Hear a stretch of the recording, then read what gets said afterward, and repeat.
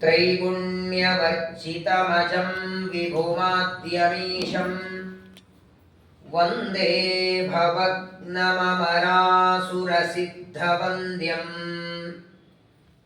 नारायणाय परिपूर्णगुणार्णवाय विश्वोदयस्थितिलयोन्नियतिप्रदाय ज्ञानप्रदाय विबुधासुरसौख्यदुःखसत्कारणाय वितताय नमो नमस्ते। नारायणं नमस्कृत्य नरं चैव नरोत्तमं देवीं सरस्वतीं व्यासं ततो जयमुदीरये। अशेषवाग्जाट्यमलापहन्त्री नवं नवं स्पष्टसुवाक्प्रदायिनी ममेह जुह्वाग्रसुरङ्गनर्तकी भव प्रसन्ना वदने च मे श्रीः। यो विप्रलम्ब विपरीतमतिप्रभूतान् वादान् निरस्य कृतवान् भुवि तत्त्ववादम् सर्वेश्वरो हरिरिति प्रतिपादयन्तम् आनन्दतीर्थमुनिवर्यमहं नमामि। नमोऽस्तु तात्विका देवाः विष्णुभक्तिपरायणाः धर्ममार्गे प्रेरयन्तो भवन्तः सर्व एव हि। यं प्रव्रजन्तमनुपेतमपेतकृत्यं द्वैपायनो विरहकातर आजुहाव पुत्रेति तन्मयतया तरवोऽपि नेदुः तं सर्वभूतहृदयं मुनिमानतोऽस्मि। नमस्ते अस्तु भगवन् विश्वेश्वराय महादेवाय त्र्यम्बकाय त्रिपुरान्तकाय त्रिकाग्निकालाय कालाग्निरुद्राय नीलकण्ठाय मृत्युञ्जयाय सर्वेश्वराय सदाशिवाय श्रीशङ्कराय श्रीमन्महादेवाय नमः। वामदेव विरिञ्चितनय उमामनोहर उग्रदूर्जटि सामजाजिनवसनभूषण सुमनसोत्तंसाम् कामहर कैलासमन्दिर सोमसूर्यानल विलोचन कामितप्रदकरुणि समगे सदा सुमङ्गलमान्। आपादमौलिपर्यन्तं गुरूणामाकृतिं स्मरेत् तेन विघ्नाः प्रणश्यन्ति सिद्ध्यन्ति च मनोरथाः। ಶ್ರೀ ಗುರುಭ್ಯೋ ನಮಃ. ಶ್ರಾವಣ ಮಾಸದ ಮೊದಲನೇ ಸೋಮವಾರ. ಪರಮಾತ್ಮ 7 ವಾರಗಳನ್ನು ಒಬ್ಬೊಬ್ಬ ದೇವತೆಗಳಿಗೆ ಕೊಟ್ಟಿದ್ದಾನೆ. ಒಟ್ಟಾರೆ ವಾರಗಳು 7, ತಿಥಿಗಳು 15, ಮಾಸಗಳು 12, ಪಕ್ಷ 2, ಋತುಗಳು 6, ಸಂವತ್ಸರ 60, ನಕ್ಷತ್ರಗಳು 27. ಯಾವುದನ್ನ ಪಂಚಾಂಗ ಅಂತೇವೆ. ತಿಥಿ, ವಾರ, ನಕ್ಷತ್ರ, ಯೋಗ, ಕರಣ ಇದೆಲ್ಲದಕ್ಕೂ ಒಬ್ಬೊಬ್ಬ ದೇವತೆಗಳಿದ್ದಾರೆ. ಬಲಿ ಪ್ರತಿಪದ, ಯಮ ದ್ವಿತೀಯ, ಅಕ್ಷಯ ತೃತೀಯ, ನಾಗ ಚತುರ್ಥಿ, ಋಷಿ ಪಂಚಮಿ, ಸ್ಕಂದ ಷಷ್ಠಿ, ರಥ ಸಪ್ತಮಿ. ಪೂರ್ಣವಾಗಿ ಆದರೆ ಏಕಾದಶಿ ದೇವರು ತಾನು ಮಾತ್ರ ಇಟ್ಕೊಂಡ. ತಿಂಗಳಲ್ಲಿ ಬರುವ 2 ಏಕಾದಶಿ, ವರ್ಷದಲ್ಲಿ ಬರುವ 24 ಏಕಾದಶಿ ಪರಮಾತ್ಮನಿಗೆ. ಹಾಗೆ ವಾರಗಳಲ್ಲಿ ಈ ವಾರ ಉಮಾದೇವಿಯಿಂದ ಸಹಿತರಾದ ರುದ್ರದೇವರನ್ನ ಸೋಮ ಅಂತ ಕರೀತಾರೆ. ಅಂತಹ ರುದ್ರದೇವರ ವಾರ, ಅದರಲ್ಲಿಯೂ ಶ್ರಾವಣ ಮಾಸದ ಸೋಮವಾರ ವಿಶೇಷವಾಗಿ ರುದ್ರದೇವರಿಗೆ ಅತ್ಯಂತ ಪ್ರಿಯವಾದ ವಾರ. ಅಂತಹ ಮನೋನಿಯಾಮಕರಾದ ಎಲ್ಲ ದೇವತೆಗಳಿಗೆ ಗುರುಗಳಾದ ಕೈಲಾಸ ಪರ್ವತದಲ್ಲಿ ವಾಸ ಮಾಡುವ ರುದ್ರದೇವರು ತಮ್ಮ ಹೆಂಡತಿಗೆ ಉಪದೇಶ ಮಾಡಿದಂತಹ ಪರಮ ದಿವ್ಯವಾದ ಮಹಾಭಾರತದ ಅನುಶಾಸನ ಪರ್ವದಲ್ಲಿ ಬರುವ ಉಮಾಮಹೇಶ್ವರ ಸಂವಾದದ ಶ್ರವಣವನ್ನ ಮಾಡ್ತಾ ಇದ್ದೇವೆ. ಮಹಾಭಾರತದ ಒಂದು ಶ್ಲೋಕ ಕೇಳಿದರೂ ಸಾಕು.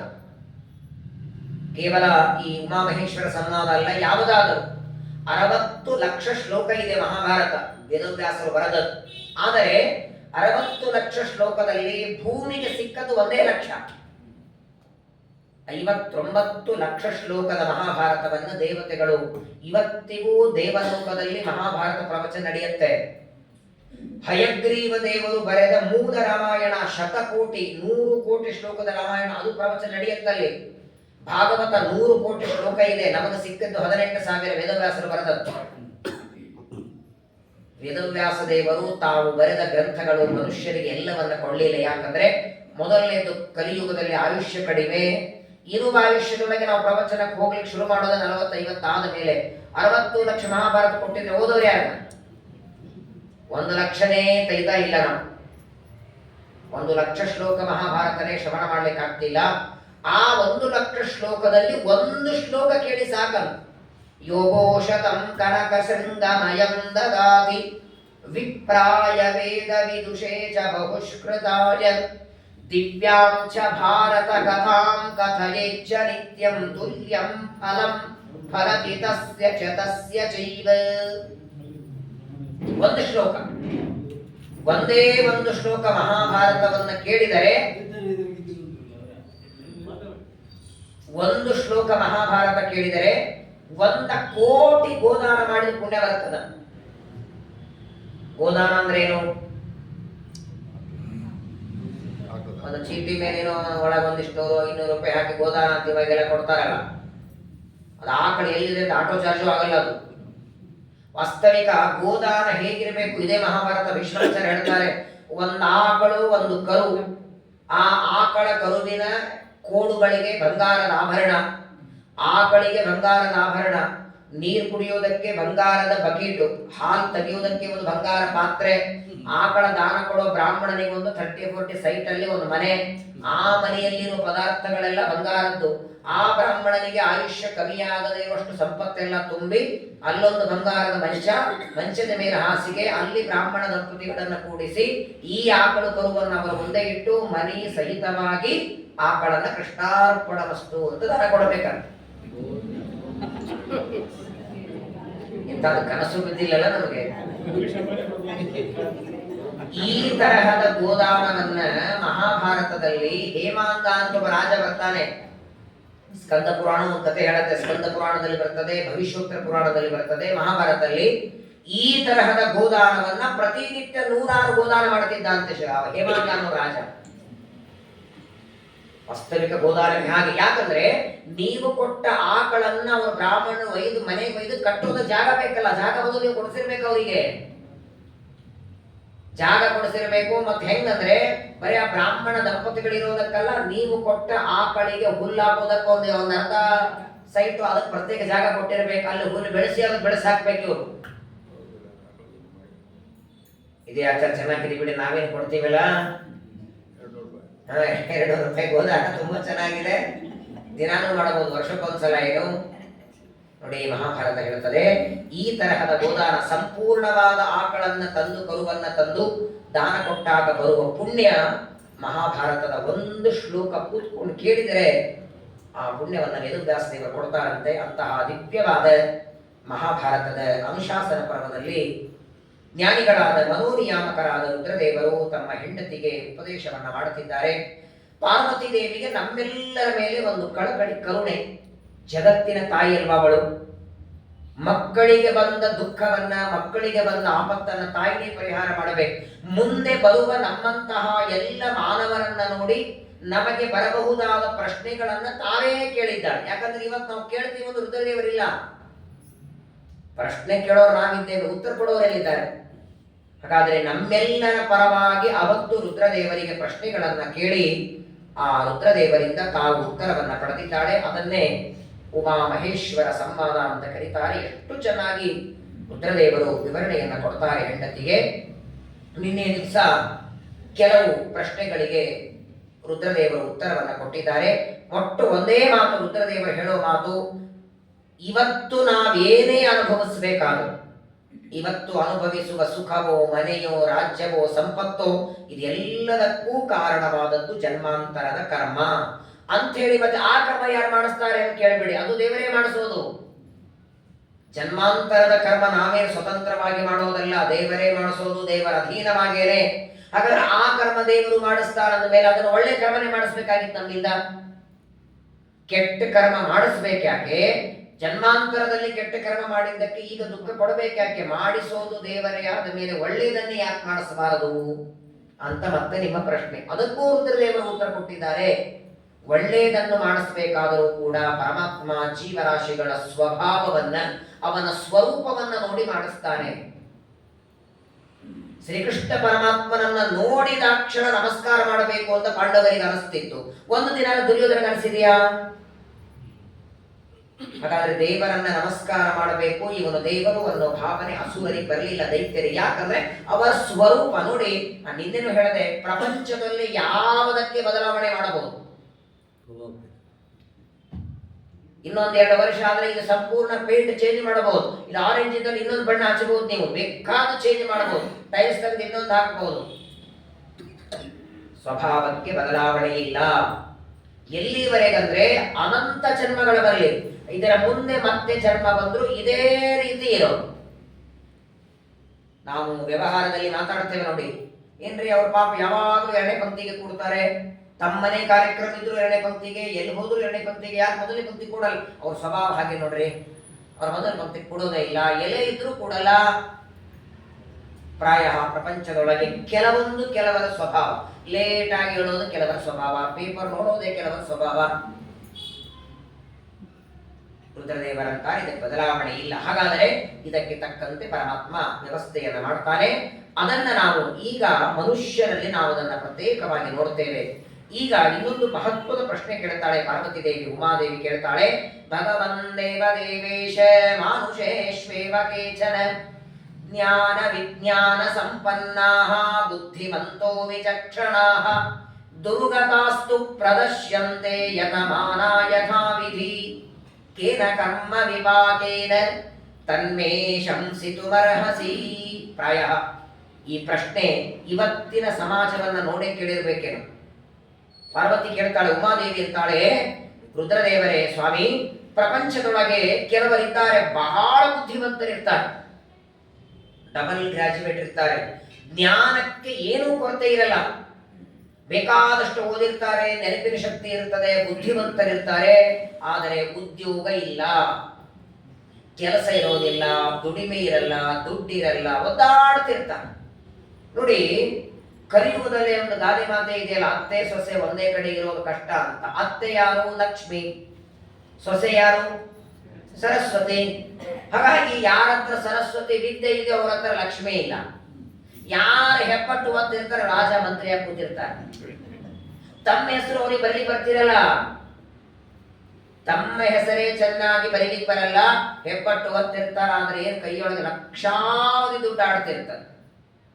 ಹೀಗೆ ಯಾಕಾಗತ್ತೆ ಅಂತ ಕೇಳ್ತಾಳೆ ಪಾರ್ವತಿ ದೇವಿ.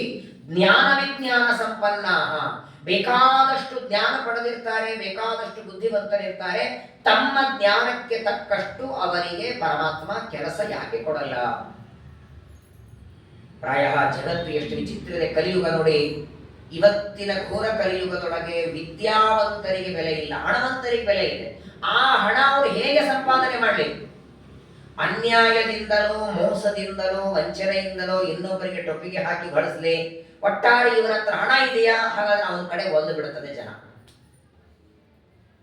ನಾಳೆ ಶ್ರಾವಣ ಮಾಸ 10ನೇ ತಾರೀಕು ಆಗಸ್ಟ್ 10, 11, 12 ಮಂತ್ರಾಲಯ ಪ್ರಭುಗಳ ಆರಾಧನೆ, 354ನೇ ವರ್ಷದ ಆರಾಧನೆ. ಇವತ್ತು ನೋಡಿ, ರಾಯರ ಆರಾಧನೆಗೆ ನಾಳೆ ಬೇಕಾದ್ರೆ ಪೂರ್ವಾರಾಧನೆ ಭಾನುವಾರ ಬಂದಿದೆ. ನಿಮಗೂ ರಜೆ ಇರತ್ತಲ್ಲ, ಯಾವುದಾದ್ರೂ ಮಠಕ್ಕೆ ಹೋಗಿ ನೋಡಿ. ನೀವು ಬೆಂಗಳೂರಲ್ಲಿ ಒಂದೊಂದು ಮಠದಲ್ಲಿ 10,000 ಜನ ಊಟ ಮಾಡ್ತಾರೆ ಒಂದಿನಕ್ಕೆ. 3 ದಿನ ಆರಾಧನೆಯಲ್ಲಿ ಬಡಸೋರು ಸೊಂಟ ಬಿದ್ದು ಹೋಗಿರ್ತದೆ. ನಾಲ್ಕು ನಾಲ್ಕು ಐದೈದು ಭಕ್ಷ್ಯ ಮಾಡಿಸಿರ್ತಾರೆ, ಅಲಂಕಾರ ಬ್ರಾಹ್ಮಣರಿಗೆ ಏನೇನು ಅಡಿಗೆ ಹಾಕ್ತಾರೆ. ಆದರೆ ಯಾವ ಗುರುಗಳ ಆರಾಧನೆಯಲ್ಲಿ ಇಷ್ಟು ಭಕ್ಷ್ಯ ಭೋಜ್ಯ ಹಾಕ್ತಾರೆ? 554 ವರ್ಷಗಳ ಹಿಂದೆ ರಾಯರು ವೃಂದಾವನ ಪ್ರವೇಶ ಮಾಡೋದಕ್ಕೆ ಮೊದಲು ಅವರು ಬದುಕಿದ್ದಾಗ, ಅರ್ಥಾತ್ ಅವರು ದೇಹದಿಂದ ಇರುವಾಗ ಅವರಿಗೊಂದು ಅನ್ನ ಇರಲಿಲ್ಲ. ಒಂದು ಬಾರಿ ರಾಯರ ಕಥೆ ಕೇಳಿ ನೀವು. ಇವತ್ತು ಅಪೇಕ್ಷಿತ ಪ್ರದಾತಾನ್ಯೋ ರಾಘವೇಂದ್ರಾನ್ನ ವಿದ್ಯತೆ, ಬೇಡಿದ್ದು ಕೊಡ್ತಾರೆ. ತಲೆ ಎಣ್ಣೆ ಇರಲಿಲ್ಲ ಹಚ್ಕೊಳ್ಳಿಕ್ಕೆ ಅವರಿಗೆ. ನಮಗೆಲ್ಲ 15 ದಿವಸಕ್ಕೆ ಒಂದು ಏಕಾದಶಿ ಬಂದ್ರೆ ರಾಯರಿಗೆ ವಾರದಲ್ಲಿ 3 ಏಕಾದಶಿ ಅಂತ. ಬಡತನದೊಳಗೆ ಭಾಗವತದಲ್ಲಿಯ ಸುಧಾಮನ ಕಥೆ ಕೇಳ್ತಿರಲ್ಲ, ಅವನ ನಂತರ ಇವರೇ. ಆದ್ರೆ ಜ್ಞಾನಕ್ಕೆ ಕಮ್ಮಿ ಇಲ್ಲ. ಮತ್ತೆ ಹೇ ಪಾಂಡಿತ್ಯ, ಎಂಥ ಜ್ಞಾನ! ಶ್ರೀಮನ್ಯಾಯ ಸುಧಾ ಗ್ರಂಥ ಬಾಯಿ ಪಾಠ ಮಾಡ್ತಾರೆ. ಲಕ್ಷ ಸರಸ್ವತಿ ವಿದ್ಯೆ ಕಮ್ಮಿ ಇಲ್ಲ, ಸಂಪತ್ತು ಮಾತ್ರ ಇಲ್ಲ. ಬಡತನ ಅಂದ್ರೆ ಬಡತನ. ಒಂದು ದಿನ ಬಿಸಿ ಅನ್ನಕ್ಕೆ ತುಪ್ಪ ಹಾಕೊಂಡು ಊಟ ಮಾಡಿಲ್ಲ ಅವರು. ಒಂದು ದಿನ ಚಕ್ಲಿ ತಿಂದಲ್ಲ, ಎಲಚಿ ತಿಂದಿಲ್ಲ. ಅದು ಬಿಡಿ, ರಾಯರಿಗೆ ಪೂರ್ವಾಶ್ರಮದಲ್ಲಿ ಅವರು ರಾಯರಾಗೋದಕ್ಕೆ ಮೊದಲು ವೆಂಕಟನಾಥಾಚಾರ್ಯ ಅವರ ಹೆಸರು, ಅವರ ಹೆಂಡತಿ ಸರಸ್ವತಿ, ಒಂದು ಗಂಡು ಮಗುವಾಯಿತು ಅವರಿಗೆ. ಲಕ್ಷ್ಮೀನಾರಾಯಣ ಅಂತ ಹೆಸರಿಟ್ಟಿದ್ದಾರೆ.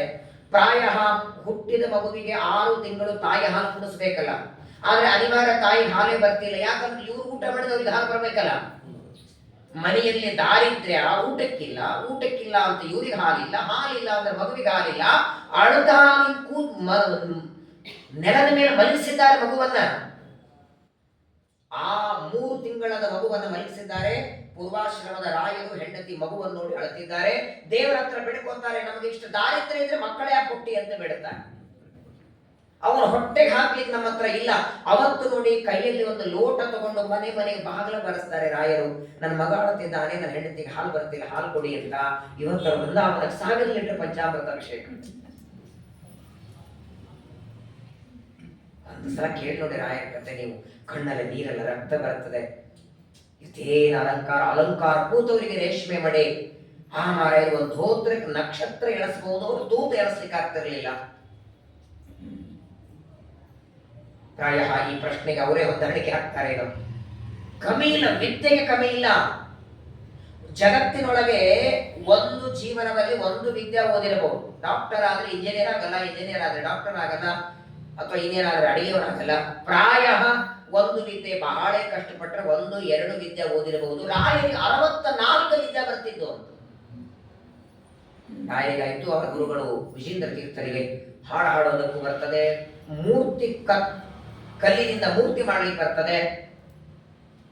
64 ವಿದ್ಯೆಗಳು ರಾಯರಿಗೆ ಬರಬೇಕು. ಎಲ್ಲರೂ ಬಂದು ಹೇಳಬೇಕು, ಅಲ್ಲ ಇಷ್ಟು ವಿದ್ಯಾವಂತರಿದ್ದೀರಿ, ಒಂದು ಗುರುಕುಲ ತೆಗೀರಿ, ವಿದ್ಯಾರ್ಥಿಗಳಿಗೆ ಪಾಠ ಹೇಳಿ, ಒಬ್ಬೊಬ್ಬ ವಿದ್ಯಾರ್ಥಿಗೆ 500-500 ರೂಪಾಯಿ ತಿಂಗಳಿಗೆ ಅಂತ ಹೇಳಿ ನಿಮ್ ಸಂಸಾರ ನಡೀತದೆ.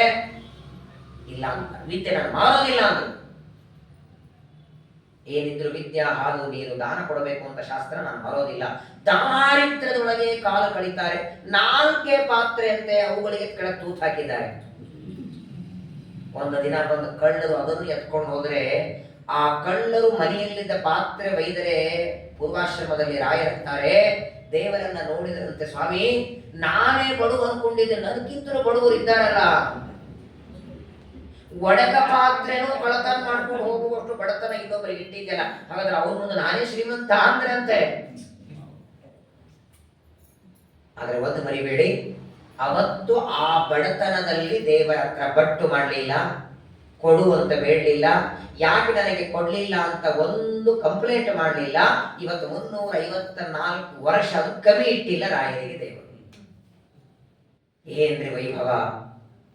ಸ್ವಂತ ಅಪ್ಪನ ಶ್ರಾದ್ದನೇ ಮಗ ಇಷ್ಟು ವೈಭವದಿಂದ ಮಾಡಲ್ಲ. ಮೊದಲನೇ ವರ್ಷ ಶ್ರಾದ್ದ ಏನು ವೈಭವದಿಂದ ಆಗತ್ತೆ, 2ನೇ ವರ್ಷ, 3ನೇ ವರ್ಷ, 4ನೇ ವರ್ಷ ಆದ್ರೆ ಅವನಿಗೆ ನೆನಪಿರಲ್ಲ. ಅವ್ರು ಪುರೋಹಿತರೆ ಫೋನ್ ಮಾಡಬೇಕು, ನೀವು ಅಪ್ಪನ ಇವಾಗೆ ಬರ್ತದೇನಪ್ಪ, ಹೋದ ವರ್ಷ ಬಂದಿದ್ದೆ ಮಾಡಿಸ್ಲಿಕ್ಕೆ ಅಂತ ಅವ್ರ ಆಚಾರ್ಯ ಇರ್ಬೇಕು.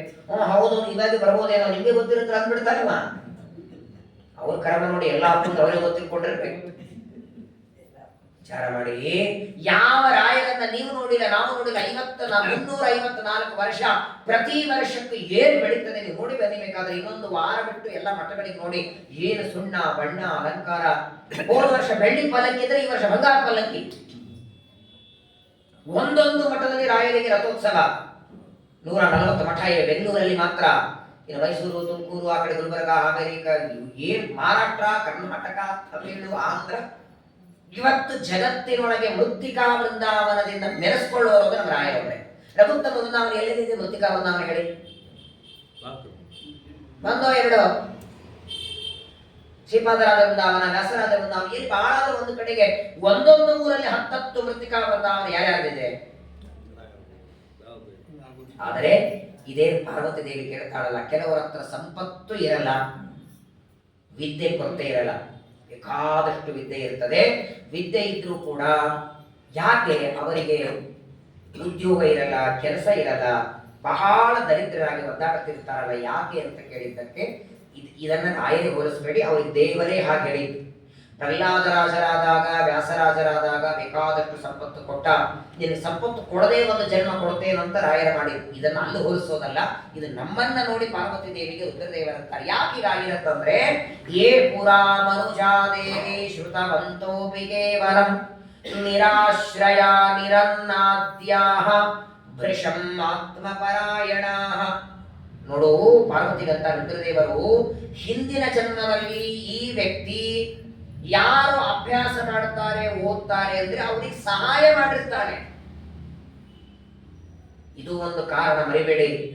ಇವತ್ತು ಒಬ್ಬ ಬುದ್ಧಿವಂತಿದ್ದಾನೆ, ಮೇಧಾವಿ ಇದ್ದಾನೆ, ಡಬಲ್ ಗ್ರಾಜುಯೇಟ್, ಭಾರಿ ಬುದ್ಧಿವಂತ, ಅದಕ್ಕೆ ಅವನು ಜನ್ಮಾಂತರದಲ್ಲಿ ಯಾರಾದರೂ ಅಧ್ಯಯನ ಮಾಡೋರಿಗೆ ಸಹಾಯ ಮಾಡಿರ್ಬೇಕು.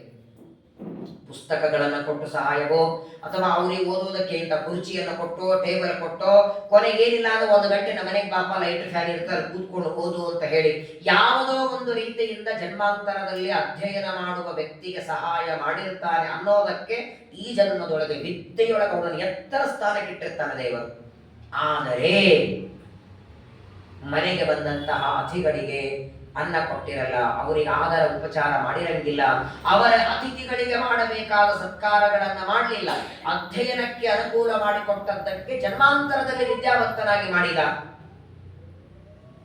ಇವನು ಎತ್ತಿ ದಾನ ಕೊಟ್ಟಿಲ್ಲ, ಇವನು ಎತ್ತಿ ಯಾರಿಗೂ ಒಂದು ಉಪಕಾರ ಮಾಡದೇ ಇದ್ದದ್ದರಿಂದ ಮಹಾಬುದ್ಧಿವಂತನಾದರೂ ಕೂಡ ಕೆಲಸ ಇಲ್ಲದೆ ಮನೆಯಲ್ಲಿ ಕೂತಿರ್ತಾನೆ ಅಲ್ವಾ ಹೇಳಿ. ಇವತ್ತು ಬೇಕಾದಷ್ಟು ನೀವೆಲ್ಲ ನೋಡ್ತೀರಿ, ಎಷ್ಟು ಓದೋದಿದ್ದಾರೆ, ಓದವರು ಏನೇನೋ ಪಾಪ ಕೆಲಸ ಮಾಡ್ಕೊಂಡಿರ್ತಾರೆ. ಕೆಲವರ ನೋಡಿ ತುಂಬಾ ಬೇಜಾರಾಗುತ್ತೆ, ಅವರ ಬುದ್ಧಿಗೆ ತಕ್ಕಷ್ಟು ಕೆಲಸ ಸಿಕ್ಕಿರಲ್ಲ.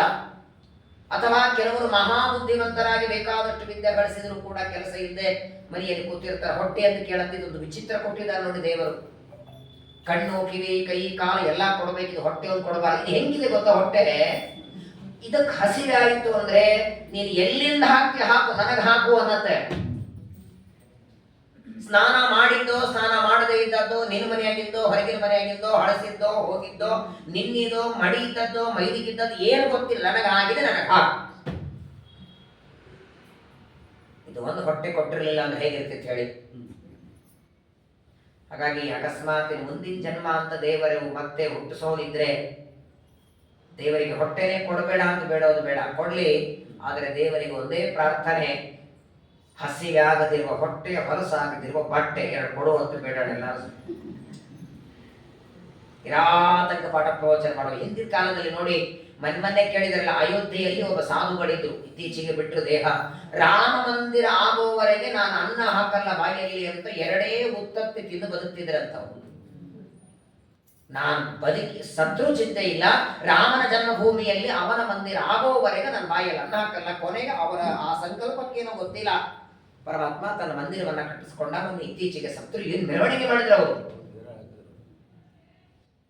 ಹಾಗಾಗಿ ಬಹಳ ಸುಂದರವಾಗಿ ಹೇಳ್ತಾರೆ ರುದ್ರದೇವರು. ಉಮಾದೇವಿಗೆ ಹೇಳ್ತಾರೆ, ಕೆಲವರಿಗೆ ಏನೋ ಪಾಪ ಜನ್ಮಾಂತರದ ದೇವ ಸಂಸ್ಕಾರ ಕೊಟ್ಟಿರ್ತಾನೆ. ನೀವು ನೋಡಿ, ಕೆಲವು ಮನೆಗಳಲ್ಲಿ ಹೋದಾಗ ನೋಡಿರ್ತೇವೆ, ಆ ಅತಿಥಿಗಳು ಅಭ್ಯಾಗತರು ಬಂದ್ರೆ ಯಾರೇ ಬರಲಿ, ಮೊದಲನೇದಾಗಿ ಮನೆಗೆ ಬಂದವರಿಗೆ ಕೂತ್ಕೊಳ್ರಿ ಅಂತ ಹೇಳಿ, ಕುಡಿಯೋದಕ್ಕೆ ನೀರು ಅಂತ ಕೇಳಿ ಅತಿಥಿ ಸತ್ಕಾರ ನೀವು ಮಾಡಿ ನೋಡಿ. ಜನ್ಮಾಂತರದಲ್ಲಿ ಬಹಳ ದೊಡ್ಡ ಸ್ಥಾನದಲ್ಲಿ ಇಟ್ಟಿರ್ತಾರೆ. ಇನ್ನೊಂದು ಪ್ರಶ್ನೆ ಕೇಳ್ತಾಳೆ, ಇದಕ್ಕೆ ವಿಪರೀತವಾಗಿ ಮೂರ್ಖಾಲೋಕೆ ಪ್ರದರ್ಶ್ಯಂತೆ ಯಥಾ ಮೂಢಾ ವಿಚೇತಸಃ. ಇದಕ್ಕೆ ಸರಿಯಾಗಿ ಅಪೋಸಿಟ್ ಆಗಿ ಕೇಳ್ತಾಳೆ ಪಾರ್ವತಿ. ಇನ್ನು ಕೆಲವರು ಇರ್ತಾರೆ, ಅಕ್ಷರ ಎದೆ ಸೀಳಿದ್ರೆ ಒಂದು ಅಕ್ಷರ ಇರಲ್ಲ. ದಡ್ಡ ಅಂದ್ರೆ ದಡ್ಡೊಳಗೆ ಇವನೇ ಪರಾಕಾಷ್ಠ. ಆದರೆ ಮ್ಯಾನೇಜರ್ ಆಗಿರ್ತಾನೆ, ದೊಡ್ಡ ದೊಡ್ಡ ಕಂಪನಿಗಳೆಲ್ಲ ಆಡ್ತಿರ್ತಾನೆ, ಕೆಲವು ಬಾರಿ ಅವನೇ ಪ್ರಧಾನ ರಾಜನೂ ಆಗಿರ್ತಾನೆ, ಮಂತ್ರಿನೂ ಆಗಿರ್ತಾನೆ. ಪಾಪ ಅವನಿಗೆ ಏನು ಸಿಗ್ನೇಚರ್ ಹೆಂಗ್ ಮಾಡ್ಬೇಕೇನೋ ಗೊತ್ತಿರಲ್ಲ, ಆದ್ರೆ ಬುದ್ಧಿ ಮಾತ್ರ ಬೇಕಾದಷ್ಟೇ ಇರ್ತದೆ. ಅಕ್ಷರ ಜ್ಞಾನ ಒಂದಿರಲ್ಲ, ಅಧ್ಯಯನ ಮಾಡಿರಂಗಿಲ್ಲ, ಓದ್ಲಿಕ್ಕಿರಂಗಿಲ್ಲ. ಹಾಗಾಗಿ ಅವನು ತಾನು ಮಾಡಬೇಕಾದ ಕೆಲಸ ಎಲ್ಲ ತನ್ನ ಕೈಯಲ್ಲಿದ್ದವರೆಲ್ಲ ಮಾಡಿಸ್ತಾನೆ. ಯಾಕೆ? ತಾನು ಓದಿರಲ್ಲ. ಜ್ಞಾನ ಬುದ್ಧಿ ಇದೆ, ಅಧ್ಯಯನ ಮಾಡಿದ್ದಾನೆ, ಅನ್ನ ಇಲ್ಲ, ಉದ್ಯೋಗ ಇಲ್ಲ. ಇನ್ನು ಕೆಲವರಿಗೆ ಪಾಪ ಅಕ್ಷರ ಜ್ಞಾನ, ಒಂದು ಅಕ್ಷರ ಜ್ಞಾನ ಇರಲ್ಲ, ಆದರೂ ದೊಡ್ಡ ಶ್ರೀಮಂತನಾಗಿರ್ತಾನೆ, ಏನ್ ಮನೆ ಕಟ್ಟಿರ್ತಾನೆ, 3 ಮನೆ ಕಟ್ಟಿರ್ತಾನೆ, ಒಂದು 4 ಬಾಡಿಗೆ ಕೊಟ್ಟಿರ್ತಾನೆ. ಹೀಗೂ ಜಗತ್ತೊಳಗಿದ್ದಾರಲ್ಲ. ಅಂದ್ರೆ ಏ ಪುರ ಮನುಜಾದೇವಿ ಬಾಲಿಶಾಪಿ ಸರ್ವತಃ ಸಮಾಚರಂತಿ ದಾನಾನಿ ವೀರಾನುಗ್ರಹ ಕಾರಣ. ಯಾವಾಗಲೂ ನೋಡಿ ರುದ್ರದೇವರ ಕರೆ, ಜನ್ಮಾಂತರದಲ್ಲಿ ಇವನು ವಿದ್ಯೆ ಓದಿಲ್ಲ, ವಿದ್ಯಾ ದಾನ ಮಾಡಿಲ್ಲ, ಅಥವಾ ಅಭ್ಯಾಸ ಮಾಡೋರಿಗೆ ಇವನೇ ಸಹಾಯ ಮಾಡಿಲ್ಲ, ಆದ್ದರಿಂದ ದೇವರು ವಿದ್ಯೆ ಕೊಡಲಿಲ್ಲ. ಆದರೆ ತನ್ನಲ್ಲಿ ಇದ್ದದ್ದನ್ನ ಕೆಲವರಿಗೆ, ಕಷ್ಟದಲ್ಲಿದ್ದವರಿಗೆ ಸಹಾಯ ಮಾಡುತ್ತಿದ್ದ, ದೀನರಿಗೆ, ಅನಾಥರಿಗೆ ಇವನು ಸಹಾಯ ಮಾಡಿದ್ದಕ್ಕೆ ಈ ಜನ್ಮದಲ್ಲಿ ಹೆಬ್ಬಟ್ಟು ಒತ್ತುತ್ತಾ ಇದ್ರು ಕೂಡ ಒಳ್ಳೆ ಕಾರಲ್ಲಿ ಓಡಾಡೋ ಮಾಡ್ತಾನೆ ದೇವರು. ಕೈಗೊಬ್ಬ ಕಾಲಿಗೊಬ್ಬ ಆಳುಗಳು, ಇವರು ಹೇಳಿದ ಮಾತು ಕೇಳುವಂತೆ ಮನೆ ತುಂಬ ಸೇವಕರು, ಒಳ್ಳೆ ಲಕ್ಸರಿಯಾಗಿ ಬದುಕ್ತಿರ್ತಾರೆ. ಆದರೆ ಪ್ರಾಯ ಅಕ್ಷರ ಜ್ಞಾನ ಮಾತ್ರ ಇಲ್ಲದೆ ಇರ್ತಾನೆ. ಇದು ಬಹಳ ಮಹತ್ವದ ಮಾತನ್ನ ರುದ್ರದೇವ ಹೇಳ್ತಾರೆ. ಪ್ರಾಯ ಇದನ್ನು ನೋಡ್ತೀವಿ ನಾವು ಜಗತ್ತಿನಲ್ಲಿ. ತನ್ನ ಮಗ ಅಧ್ಯಯನ ಮಾಡಲಿಲ್ಲ, ಮಗ ಓದ್ತಾ ಇಲ್ಲ, ಮಗ ಬಹಳ ದಡ್ಡಿದ್ದಾರೆ ಅಂತ ತಂದಿದ್ದಾಗೆ ಟೆನ್ಷನ್ ಮಾಡ್ಕೋತಾರೆ, ತಲೆ ಹಾಕೋತಾರೆ. ಏನಪ್ಪಾ? ಯಾಕಂದ್ರೆ ಆ ಮಗನ ಬಗ್ಗೆ ಅವರು ತುಂಬಾ ಹೋಗಿಸಿಟ್ಕೊಂಡಿರ್ತಾರೆ. ಇವನು 10th ಅಲ್ಲಿ ಇಷ್ಟೇ ಮಾರ್ಕ್ಸ್ ತೆಗಿಬೇಕು, ಇವನು ದೊಡ್ಡ ಕಾಲೇಜಿಗೆ ಹಾಕ್ಬೇಕು, ಇವನು ದೊಡ್ಡ ಕೆಲಸ ಆಗ್ಬೇಕು. ಯಾವಾಗಲೂ ನೋಡಿ, ಇವತ್ತು ವಿದ್ಯಾ ಬರದೇ ಇರೋದಕ್ಕೆ ಕೇವಲ ಜನ್ಮಾಂತರದಲ್ಲಿ ಯಾರಿಗೂ ಸಹಾಯ ಮಾಡದೇ ಇದ್ದದ್ದು ಮಾತ್ರವಲ್ಲ, ಅಧ್ಯಯನ ಮಾಡುವ ವ್ಯಕ್ತಿಗೆ ತೊಂದರೆ ಕೊಟ್ಟರು, ಅವರ ಅಧ್ಯಯನಕ್ಕೇನಾದರೂ ಅಡ್ಡಿ ಮಾಡಿದರೂ ಜನ್ಮಾಂತರದಲ್ಲಿ ವಿದ್ಯೆ ಬರಲ್ಲಂತೆ. ಇದೇ ನಮ್ಮ ರಾಯರು ಸುಧೀಂದ್ರ ತೀರ್ಥರ ಹತ್ರ ಅಧ್ಯಯನಕ್ಕಿದ್ದರು. ಇನ್ನು ಆಶ್ರಮ ಆಗಿರಲಿಲ್ಲ ಅವರಿಗೆ. ರಾಘವೇಂದ್ರ ಸ್ವಾಮಿಗಳ ಪೂರ್ವಾಶ್ರಮದ ಅಕ್ಕನ ಗಂಡ ವೆಂಕಟ ನರಸಿಂಹಾಚಾರ್ಯರು ಅಂತ ಮಥುರೆಯಲ್ಲಿದ್ದರು. ಪ್ರಾರಂಭದ ವಿದ್ಯಾಭ್ಯಾಸ ಅವರೇ ಹೇಳಿದ್ರು. ಸುಧಾ ಗ್ರಂಥ ಒಂದು ಹೇಳಿರಲಿಲ್ಲ. ಸುಧಾ ಪಾಠಕ್ಕೆ ಮಠಕ್ಕೆ ಸೇರ್ಕೊಂಡ್ರು ಸುಧೀಂದ್ರ ತೀರ್ಥರ ಹತ್ರ. ಆಲ್ರೆಡಿ 16 ಜನ ಪಾಠಕ್ಕಿದ್ರು. ಅವ್ರ ಗುಂಪಿಗೆ ಸೇರಿಸಿದ್ರಂತ ಇವರನ್ನ, ವೆಂಕಟನಾಥಾಚಾರ್ಯರನ್ನ. ಪ್ರಾಯ ವಿದ್ಯಾಪೀಠದಲ್ಲಿ ಇದ್ದವರಿಗೆ ಗೊತ್ತಿರತ್ತೆ. ಎಲ್ಲ ತಮ್ಮ ಜೊತೆಗೆ ಎಲ್ಲಾರು ಓದಿದ್ರೆ, ಎಲ್ಲಾ ವಿದ್ಯೆ ತಮ್ಮ ಜೊತೆಗೆ ಓದಿದ್ರೆ ಅವನ ಜೊತೆ ಗೆಳತನ ಇರ್ತದೆ. ಹೊರಗಡೆ ಓದಿ ಬಂದ್ರೆ ಅದರಲ್ಲಿ ಒಂದು ವಿಚಿತ್ರ ನೋಡಿ, ಯಾರಾದ್ರೂ ತಮ್ಗಿಂತ ಬುದ್ಧಿವಂತ ಇದ್ರೆ ಸಹನಾಗಲ್ಲ ಅವರಿಗೆ. ಎಲ್ಲಾ ಫೀಲ್ಡ್ ಅಲ್ಲಿ ಇದೆ. ಅದು ಸ್ವಲ್ಪ ವಿದ್ಯಾಪೀಠಗಳಲ್ಲಿ ಎದ್ದು ಕಾಣಿಸ್ತದೆ. ವೆಂಕಟನಾಥಾಚಾರ್ಯರ ಅದ್ಭುತ ಪಾಂಡಿತ್ಯ. ಆಗ ಸುಧೀಂದ್ರ ತೀರ್ಥರ ಹತ್ರ ಅಧ್ಯಯನ ಮಾಡೋರಿಗೆ ಇವರ ಪಾಂಡಿತ್ಯನೇ ಸಹನಾಗ್ತಿರಲಿಲ್ಲ. ನೋಡಿ, ರಾಘವೇಂದ್ರ ಸ್ವಾಮಿಗಳ ಶ್ರೀಮನ್ಯಾಯ ಸುಧಾ ಗ್ರಂಥಕ್ಕೆ ಪರಿಮಳ ಅಂತ ಬರೆದಿದ್ದಾರಲ್ಲ, ಅದು ರಾಯರಾದ್ಮೇಲೆ ಬರೆದದ್ದಲ್ಲ. ಅವರು ವೆಂಕಟನಾಥಾಚಾರ್ಯರಿದ್ದಾಗ ಪ್ರಾತಃ ಕಾಲದಲ್ಲಿ ಸುಧೀಂದ್ರ ತೀರ್ಥರ ಪಾಠ ಹೇಳಿದ್ರೆ ರಾತ್ರಿ ಅದಕ್ಕೆ ಪರಿಮಳ ಬರೀತಿದ್ರಂತೆ. ಇವರ ಪಾಂಡಿತ್ಯ ನೋಡಿ ಗುರುಗಳಿಗೆ ಎಷ್ಟು ಆನಂದ ಆಗಬೇಕಾದರೆ ಅದನ್ನ ಆ ಜೊತೆಗಿರುವ ಸಹಪಾಠಿಗಳಿಗೆ ಸಹನಾಗ್ತಿರಲಿಲ್ಲ. ಏನಾದರೂ ಮಾಡಿ ಇವರನ್ನ ವಿದ್ಯಾಪೀಠ ಬಿಟ್ಟು ಓಡಿಸೋಣ ಅಂತ ಒಂದು ದಿನ ಇವ್ರ ಮಲಗು ಹಾಸಿಗೆಲ್ಲ ನೀರು ಹಾಕ್ಬಿಟ್ಲಂತ. ವಿದ್ಯಾಪೀಠದಲ್ಲಿ ಇವ್ರು ಪಟ್ಟ ಕಷ್ಟ ನೋಡಿದ್ರೆ ಕಥೆ ಕೇಳಬೇಕು ನೀವು ರಾಯರದು. ಬರೀ ಮಠಕ್ಕೆ ಹೋಗಿ 3 ಪ್ರದಕ್ಷಿಣೆ ಹಾಕಿ ಮಗನ ಮದುವೆ ಆಗಲಿ ಮೊಮ್ಮಗಾಗಲಿ ಅಂತ ಹೇಳಿ ಒಂದು ಮೈಸೂರು ಪಾಕ್ ಮನೆಗೆ ತಂದು ಆರಾಧನೆ ಇದೆ ತಿನ್ನು ಮುಗಿದಲ್ಲಿ ಆರಾಧನೆ ಅಷ್ಟಕ್ಕೆ ಸೇವಾ ಮಾಡಿಸಿವಿ. ಆಚಾರ್ಯ ಪಂಚಾಮೃತ ಕೊಡ್ರಿ, ಪಂಚಾಮೃತ ಸೇವಾ ಮಾಡಿಸಿ, ಒಂದು ಊಟ ಪಂಚಾಮೃತ ಅಟ್ಟಕ್ಕೆ ಆರಾಧನೆ ಆಗಲ್ಲ ರೀ. ಒಂದು ಬಾರಿ ಕೇಳಿ ನೋಡಿ ಅವರ ಜೀವನ ಚರಿತ್ರೆ. ಏನ್ ಕಷ್ಟ. ಗುರುಕುಲದಲ್ಲಿ ಓದಬೇಕಾದ್ರೆ ಒಂದೊಂದು ದಿನ ಇವರು ಇನ್ನೂ ಊಟ ಮಾಡಿರ್ಲಿಲ್ಲ ಪಾಪ.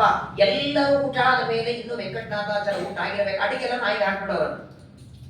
ವೆಂಕಟನಾಥ ಹೇಳೋ, ಸ್ವಾಮಿ ಇವತ್ತು ರಾತ್ರಿ ಅಡಿಗೆ ಉಳಿದಿಲ್ಲ, ನಾಳೆ ಊಟ ಮಾಡ್ರಿ ನೀವು. ಹೀಗೆ ಊಟ ಕಣ್ಣಿಲ್ಲೇ ಇದ್ದ ಹಾಗೆ, ಬಟ್ಟೆ ಇಲ್ಲದೆ ಇದ್ದ ಹಾಗೆ, ನೀರಿರಾಗಿ ಕೆಲವು ಸಲ ಬಟ್ಟೆಗೆಲ್ಲ ಬೆಂಕಿ ಹಚ್ಚಿಬಿಡೋದು. ಏನಾದ್ರೂ ಮಾಡಿ ಇಷ್ಟೆಲ್ಲ ಟಾರ್ಚರ್ ಕೊಟ್ಟರೆ ಇವ್ರು ಮಠ ಬಿಟ್ಟು ಹೋಗ್ಬಿಡ್ತಾರೆ. ಏನಾದ್ರೂ ಅವ್ರು ಹೋಗ್ಲಿಕ್ಕೆ ರೆಡಿ ಇಲ್ಲ. ಜನ್ಮಾಂತರದ ಪುಣ್ಯ ಶ್ರೀಮದಾಚಾರ್ಯ ಗ್ರಂಥ ಓದೋ ಭಾಗ್ಯ ಸಿಕ್ಕಿದೆ. ಕೊನೆಗೆ ಹಾಸಿಗೆನೂ ಇಲ್ಲದೆ ಒಂದ್ಸಲ ಎಲ್ಲ ಹಾಸಿಗೆ ಸಹಪಾಠಿಗಳು ತೋರಿಸಿಬಿಟ್ರಂತೆ. ಒಂದು ಹಾಳ ಗುಡಿಯೊಳಗೆ ನಡುಗುತ್ತಾ ಮಲಗಿದ್ರಂತೆ ಪಾಪ. ಅವತ್ತಿನ ದಿನ ರಾತ್ರಿ ಸುಧೀಂದ್ರ ತೀರ್ಥರು ಒಬ್ಬ ಶಿಷ್ಯನಿಗೆ ಎಬ್ಬಿಸಿ ಯಾರನ್ನು ಮಲಗಿದ್ದಾರೆ ಅಂತ ಒಂದು ದೀಪ ತಗೊಂಡು ಹುಡುಕ್ತಾ ಹೋಗ್ತಾರೆ. ಎಲ್ಲರೂ ಮಲಗಿದ್ದಾರೆ, ಒಳ್ಳೆ ಶಾಲೆಗೆ ಹೊಚ್ಕೊಂಡು. ಎಲ್ಲಿ ವೆಂಕಟನಾಥ ಕಾಣಿಸ್ತಿಲ್ಲ ಅಂದಾಗ ಆ ದೂರದಲ್ಲಿ ಹನುಮಂತ ದೇವರ ದೇವಸ್ಥಾನಕ್ಕೆ ಬಂದರೆ ಮೇಲ್ಗಡೆ ಏನಿಲ್ಲ, ಎಲ್ಲ ಕಡೆಯಿಂದ ಗಾಳಿ ಬರ್ತಿದೆ. ಹೀಗೆ ನಡುಗುತ್ತಾ ಮಲಗಿದ್ದಾರೆ. ಸುಧೀಂದ್ರ ತೀರ್ಥರು ತಮ್ಮ ಶಾಲು ಹೊಚ್ಚಿದರು. ಶಾಲು ಹೊಚ್ಚಿ ಅಲ್ಲಿ ನೋಡ್ತಾರೆ, ಅವತ್ತಿನ ದಿನ ಏನು ಪಾಠ ಹೇಳಬೇಕಾಗಿತ್ತು ಸುಧಾ ಪಾಠ, ಕೆಲವು ವಿಷಯ ಅವರಿಗೆ ಇನ್ನೂ ಅರ್ಥ ಆಗಿರಲಿಲ್ಲ ಸುಧೀಂದ್ರ ತೀರ್ಥರಿಗೆ, ಅದನ್ನು ನೀವು ಬರೆದಿಟ್ಟಿದ್ರಂತೆ. ಪ್ರಾತಃ ಕಾಲದಲ್ಲಿ ಎದ್ದಾಕ್ಷಣ ನೋಡ್ತಾರೆ ವೆಂಕಟನಾಥರು ಮೈ ಮೇಲೆ ಗುರುಗಳ ಶಾಲು. ಅವರಂತರ ಮೊದಲೇ ಇವರು ನನ್ನ ಕಂಡ್ರೆ ಹುರ್ಕೋತಾರೆ, ಈ ಸಹಪಾಠಿಗಳಿಗೆ ಗೊತ್ತಾಗಿ ಬಿಟ್ರೆ ಗುರುಗಳ ಶಾಲು ಕದ್ದಿದ್ದಾರೆ ಅಂತ ಗೊತ್ತಾಗಿ ಮೊದಲೇ ಮಠದಿಂದ ಕಳಿಸಿಬಿಡ್ತಾರೆ. ಅವರೆಲ್ಲ ಹೋಗಿ ಗುರುಗಳ ಹತ್ರ ಹೇಳೋದಕ್ಕಿಂತ ಮೊದಲು ತಾನೇ ಆ ಶಾಲು ಒಗೆದು ಚೆನ್ನಾಗಿ ಒಡಗಿಸಿ ತಂದು ಗುರುಗಳ ಹತ್ರ ಇಟ್ಟರೆ ಸುಧೀಂದ್ರ ತೀರ್ಥರಿಗೆ ಇನ್ನು ಯಾವ ಶಿಷ್ಯರು ಬಂದಿರಲಿಲ್ಲ ಸ್ವಾಮಿ. ಅವ್ರು ಬಂದು ಕಂಪ್ಲೇಂಟ್ ಹೇಳ್ತಾರೆ, ನಾನು ಕಳ್ತನ ಮಾಡಿದ್ದಲ್ಲ, ನಿಮ್ಮ ಶಾಲು ನಾನು ಕದ್ದೀನಿ ಅಂತ ಮಠ ಬಿಟ್ಟು ಹಾಕ್ತಾರೆ, ದಯವಿಟ್ಟು ಹೊರಗೆ ಹಾಕ್ಬೇಡಿ. ಸುಧೀಂದ್ರ ತೀರ್ಥರು ಯಾಕಷ್ಟು ಗಾಬರಿ ಆಗಿದ್ದೀರಿ, ನೀವೇನು ಕಳ್ತನ ಮಾಡಿದ್ದಲ್ಲ, ನಾನೇ ಹೊಚ್ಚಿದ್ದು ಅಂತ. ನಿಜವಾಗಿಯೂ ಪರಮಾತ್ಮ ಕೆಲವರಿಗೆ ಕೆಲವೊಂದು ಆಗ ಕೊಡ್ತಾನೆ, ಆಗ ರಾಯರಿಗೇನು ಕೊಡ್ಲಿಲ್ಲ, ಅವರು ತಾವಿದ್ದಾಗೇನು ಕೊಡ್ಲಿಲ್ಲ. ಅರ್ಥಾತ್ ಇದ್ದಾಗ ಅಂದ್ರೆ ಅವರು ಎಲ್ಲರ ಕಣ್ಣಿಗೆ ಕಾಣುವಂತೆ ಇರುವಾಗ ಕೊಡ್ಲಿಲ್ಲ. ವೃಂದಾವನದಲ್ಲಿ ಇದ್ದಾಗ ಏನು ಅನುಗ್ರಹ ಮಾಡ್ತಾರೆ. ಶಿವಾಜಿ ರಾಯರ ಆರಾಧನೆ 3 ದಿನ, ನೀವೆಲ್ಲಾದ್ರೂ ಒಂದಿನ ಹೋಗಿ ಬನ್ನಿ. ಹೋಗ್ತೀರಾ? 3 ದಿನ ಆರಾಧನೆಯಲ್ಲಿ 1 ದಿನ ಯಾವುದಾದ್ರೂ ಒಂದು ಮಠಕ್ಕೆ ಹೋಗಿ, ಬರೀ ಊಟಕ್ಕಲ್ಲ. ಇವಾಗ ಏನಾಗಿದೆ ಗೊತ್ತಾ, ಹಿಂದೆಲ್ಲ ಒಂದು 20 ವರ್ಷಗಳ ಹಿಂದೆ ಸಾಯಂಕಾಲವೇ ಆರಾಧನೆಯಲ್ಲಿ ಉಪನ್ಯಾಸ ಎಲ್ಲ ಮಾಡ್ತಿದ್ರು. ಇವಾಗ ಉಪನ್ಯಾಸ ಯಾವಾಗ ಮಾಡ್ತಾರೆ? ಯಾಕೆ? ಯಾರು ಬರಲಿಲ್ಲ ಅಂತ ಗೊತ್ತು ಪ್ರವಚನಕ್ಕೆ. ಸಾಯಂಕಾಲ ಉಪನ್ಯಾಸ ಜನ ಬರಲ್ಲ, ಬೆಳಗಾದ್ರೆ ಹೇಗೋ ಪ್ರಸಾದಕ್ಕೆ ಬರ್ತಾರಲ್ಲ, ಹಾಗಾಗಿ ಊಟಕ್ಕಿಂತ ತೀರ್ಥ ಪ್ರಸಾದಕ್ಕಿಂತ ಮೊದಲು ಉಪನ್ಯಾಸ ಇಡೋಣ ಅಂತ ಪಾಪ ಮಠದ ಕಮಿಟಿಯವರು, ಅದಕ್ಕಿಂತ ಜನ ಹುಷಾರು, ಫೋನ್ ಮಾಡ್ತಾರೆ, ಉಪನ್ಯಾಸ ಆಯ್ತಾ? ಅದಕ್ಕೂ ಬರಲ್ಲ ಅವರು. ಉಪನ್ಯಾಸ ಆಗಿ ಅಸ್ತೋದಕ್ಕಾಗಿ ಎಲೆ ಹಾಕಿದ್ರೆ ಫೋನ್ ಮಾಡು, ಕೆಲವರದ್ದು ಅನ್ನ ಹಾಕಿದ್ರೆ ಫೋನ್ ಮಾಡಂತಾರೆ. ಒಂದು ಮಠಕ್ಕೆ ಆರಾಧನೆಯಲ್ಲಿ ಒಬ್ಬ ಸ್ವಾಮಿಗಳು ಕರೆಸಿದ್ರ, ಆ ಮಠದ ಕಮಿಟಿಯವರು. ಸ್ವಾಮಿಗಳು ಬಂದು ಬೆಳಗ್ಗೆ ಪಂಚಾಮೃತ ಅಭಿಷೇಕ ಎಲ್ಲ ಮಾಡಿದ್ರು. ಆದ್ರೆ ಅವರಲ್ಲಿ ಪೂಜೆ ಮಾಡಲಿಲ್ಲ, ಪೂಜೆಗೆ ಬೇರೆ ಕಡೆ ಹೋಗ್ಬಿಟ್ರು. ಮಧ್ಯಾಹ್ನದ ಹೊತ್ತು ಫೋನ್ ಮಾಡಿದ್ರು ಸ್ವಾಮಿಗಳು ಆ ಮಠದ ಮ್ಯಾನೇಜರಿಗೆ, ಏನಪ್ಪಾ ಬೆಳಗ್ಗೆ ನಿಮ್ಮ ಮಠಕ್ಕೆ ಬಂದಿದ್ದೆ, ತುಂಬಾ ಚೆನ್ನಾಗಾಯ್ತು, ಒಳ್ಳೆ ಸತ್ಕಾರ ಮಾಡಿದ್ರಿ, ಬಹಳ ಸಂತೋಷ ಆಯ್ತು, ಎಷ್ಟು ಚೆನ್ನಾಗಿತ್ತು ಅಂತ ಕೇಳಿದ್ರು. ಅವ್ರು ಅಷ್ಟೇ ಕೇಳಿದ್ರು ಸ್ವಾಮಿಗಳು ಎಷ್ಟು ಚೆನ್ನಾಗಿತ್ತು ಅಂತ. ಈ ಪಾಪ ಮ್ಯಾನೇಜರು ಸ್ವಾಮಿಗಳಿಗೆ ಸಾಟ ನಮಸ್ಕಾರ, ಫೋನ್ ಇಟ್ಬಿಡ್ರಿ ಅಂತ. ಸ್ವಾಮಿಗಳು ಮತ್ತೆ ಶಿಷ್ಯನಿಗೆ ಇನ್ನೊಂದ್ಸಲ ಫೋನ್ ಮಾಡೋವರಿಗೆ ಮತ್ತೆ ಫೋನ್ ಮಾಡಿದ್ರು. ಏನು ಸ್ವಾಮಿಗಳು ಅರ್ಧ ಮಾತು ಹಂಗೆ ಇಟ್ಬಿಟ್ರಿ ಫೋನು, ಸ್ವಾಮಿಗಳ ಪ್ರಶ್ನೆ ನೀವು ಉತ್ತರ ಕೊಡಲಿ, ಎಷ್ಟು ಚೆನ್ನಾಗಿತ್ತು ಅಂತ. ಆ ಮ್ಯಾನೇಜರ್ ಅಂದ್ರು, ಸ್ವಾಮಿಗಳು ಏನು ಪ್ರಶ್ನೆ ಕೇಳಿದ್ರು ಅರ್ಥ ಆಗಿಲ್ಲ, ನಮ್ಗೆ ಅದಕ್ಕೆ ಇಟ್ಟುಬಿಟ್ಟೆ ಫೋನು. ಯಾವುದಕ್ಕೆ ಎಷ್ಟು ಜನ ಆಯಿತು? ಊಟಕ್ಕೋ ಪ್ರವಚನಕ್ಕೋ? ಸ್ವಾಮಿಗಳು ಏನು ಪ್ರಶ್ನೆ ಕೇಳಿದ್ರೆ ಅರ್ಥ ಆಗಿಲ್ಲ ಅಂದ್ರೆ ಫೋನ್ ಇಟ್ಟೆ. ಯಾಕೆ? ಊಟಕ್ಕೆ ಪ್ರವಚನಕ್ಕೆ 2 ಬೇರೆ ಬೇರೆನಾ? ಊಟಕ್ಕೆ 3, ಪ್ರವಚನಕ್ಕೆ 100 ಅಂದ್ರೆ ಅಂತ. ರಾಯರಿಗೆ ಜ್ಞಾನ ಕಾರ್ಯ ಅಂದ್ರೆ ಪ್ರೀತಿ. ಏನ್ರಿ ಪಾಠ ಪ್ರವಚನದಲ್ಲಿ ಅವ್ರಿಗೆ ಅದೇ ಊಟ ಅದರಲ್ಲೇ ಇರ್ತಿದ್ರಂತೆ. ಹಾಗಾಗಿ ಪರಮಾತ್ಮ ಕೆಲವರಿಗೆ ಜನ್ಮಾಂತರದಲ್ಲಿ ಭಾರೀ ವಿದ್ಯಾವಂತರಾಗಿ ಮಾಡ್ತಾನೆ. ಇನ್ನೊಂದು ದೇವರ ಚಿತ್ರ ನೋಡಿ, ಒಬ್ಬ ವ್ಯಕ್ತಿಗೆ ಬೇಕಾದಷ್ಟು ಜ್ಞಾನ ಕೊಡ್ತಾನೆ. ಯಾಕೆ ಸಂಪತ್ತು ಕಡಿಮೆ ಕೊಡ್ತಾನಂದ್ರೆ, ಇವನು ಸಂಪತ್ತಿನ ಆಸೆಗೆ ಒಳಗಾದ ಅಂದ್ರೆ ಓದಿದ ಗ್ರಂಥಗಳೆಲ್ಲ ಮರೆತು ಬಿಡ್ತಾನೆ. ವಿದ್ಯಾಪೀಠದಿಂದ ಬರಬೇಕಾದ್ರೆ ಜ್ಯೋತಿಷ್ಯವನ್ನ ನಾವು ಹೋದ ಮೇಲೆ ಅಲ್ಲಿಂದ ಪ್ರತಿಜ್ಞೆ ಮಾಡಿಸ್ಕೊಂಡ್ರು ನಮ್ಮ ಗುರುಗಳು, ನೀನು ಹೋದ್ಮೇಲೆ ಜ್ಯೋತಿಷ್ ಹೇಳಂಗಿಲ್ಲ ಅಂತ ನನಗೆ ಹೇಳು ಅಂತ.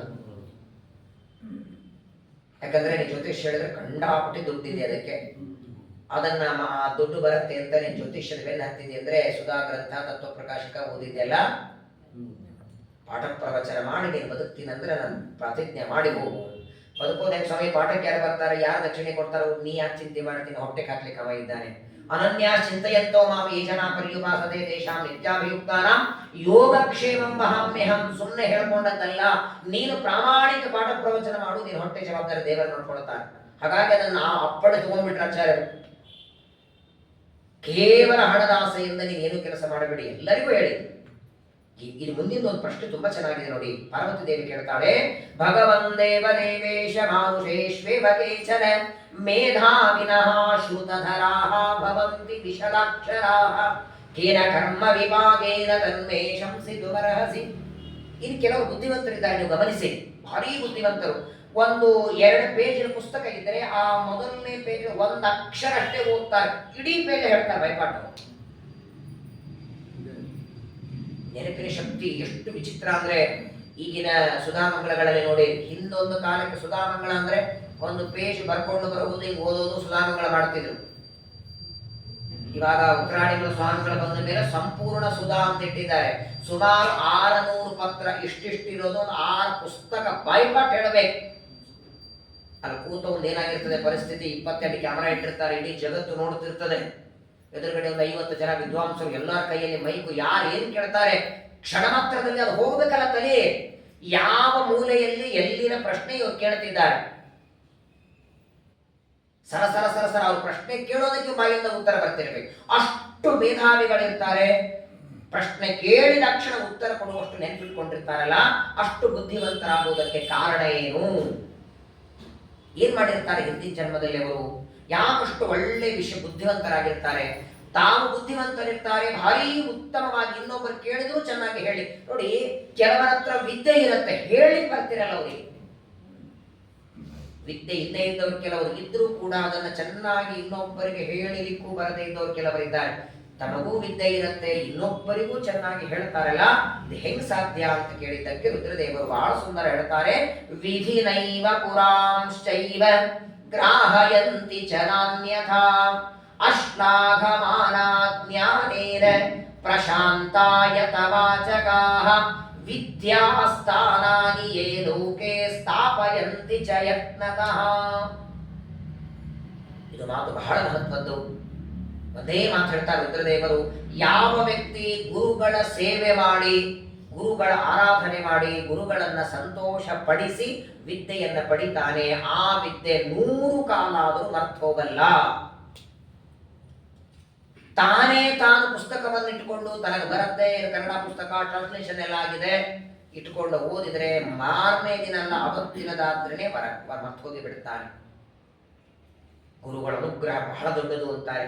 ಗುರುಗಳ ಸೇವೆ ಮಾಡಿದರೆ ಇದೇ ಮಹಾಭಾರತ ಹೇಳುತ್ತೆ. ಆರುಣಿ ಉಪಮನ್ಯು ಅಂತ ಇಬ್ಬರು ಮಹಾಭಾರತದಲ್ಲಿ ಬರೋ ಕಥೆ ಅದು. ಗುರುಗಳ ಹತ್ರ ಹೋದರ, ಸ್ವಾಮಿ ನಮ್ಮ ತಂದೆ ಉಪನಯನ ಮಾಡಿದ್ದಾರೆ, ನಿಮ್ಮ ಹತ್ರ ಅಭ್ಯಾಸ ಕಳಿಸಿದ್ದಾರೆ, ನಮ್ಮನ್ನು 12 ವರ್ಷ ಇಟ್ಕೊಂಡು ಪಾಠ ಹೇಳಬೇಕು. ಆಯ್ತು ಒಂದು ಗುರುಗಳು.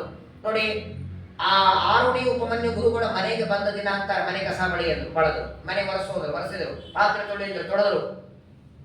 ಮನೆಯಲ್ಲೆಲ್ಲ ಕೆಲಸ ಆದ್ಮೇಲೆ ಗುರುಗಳು ಅನ್ಬೇಕು, ನಂದೊಂದು 2 ಎಕರೆ ಹೊಲ ಇದೆ, ಅಲ್ಲಿ ಹೋಗಿ ಬಿತ್ತು ಕೆಲಸ ಮಾಡಿ ಹೋಗ್ತಿದ್ರು. 12 ವರ್ಷ ಇದ್ರೆ ಮನೆ ಕೆಲಸ ಹೊಲ ಕೆಲಸ, ಮನೆ ಕೆಲಸ ಹೊಲ ಕೆಲಸ, ಪಾಠ ಹೇಳೇ ಇಲ್ಲ. 2 ಊಟಕ್ಕೆ ಹಾಕ್ತಿದ್ರು, ಬಟ್ಟೆ ಕೊಡ್ತಿದ್ರು. 12 ವರ್ಷ ಮನೆ ಕೆಲಸ ಆಯ್ತು, 12 ವರ್ಷ ಆಯ್ತು, ಸ್ವಾಮಿ ನಾವು ಹೊರಡ್ತೀವಿ ಅಂದ್ರು. 12 ವರ್ಷ ಆದ ಮೇಲೆ ಆರುಣಿ ಉಪಮನ್ಯು ಮನೆಗೆ ಬರಬೇಕಾದ್ರೆ ತಲೆ ಮೇಲೆ ಕೈ ಇಟ್ಟರಂತೆ 12 ವರ್ಷ ಓದಬೇಕಾದ ವಿದ್ಯೆ ಬಂದೋಯ್ತವ್ರೆ. ಆ 12 ವರ್ಷ ಗುರುಗಳ ಸೇವೆ ಮಾಡಿದ್ದರ ಪ್ರಭಾವ. ನಮ್ಮ ಉತ್ತರಾದಿ ಮಠದ ಪರಂಪರೆಯ ರಘುತ್ತಮ ತೀರ್ಥರ ಸ್ಮರಣೆ ಮಾಡಲೇಬೇಕು. ಏನ್ ಪ್ರಾಚಂಡ ಅವರ ಜ್ಞಾನ, ಅವರ ತಪಸ್ಸು.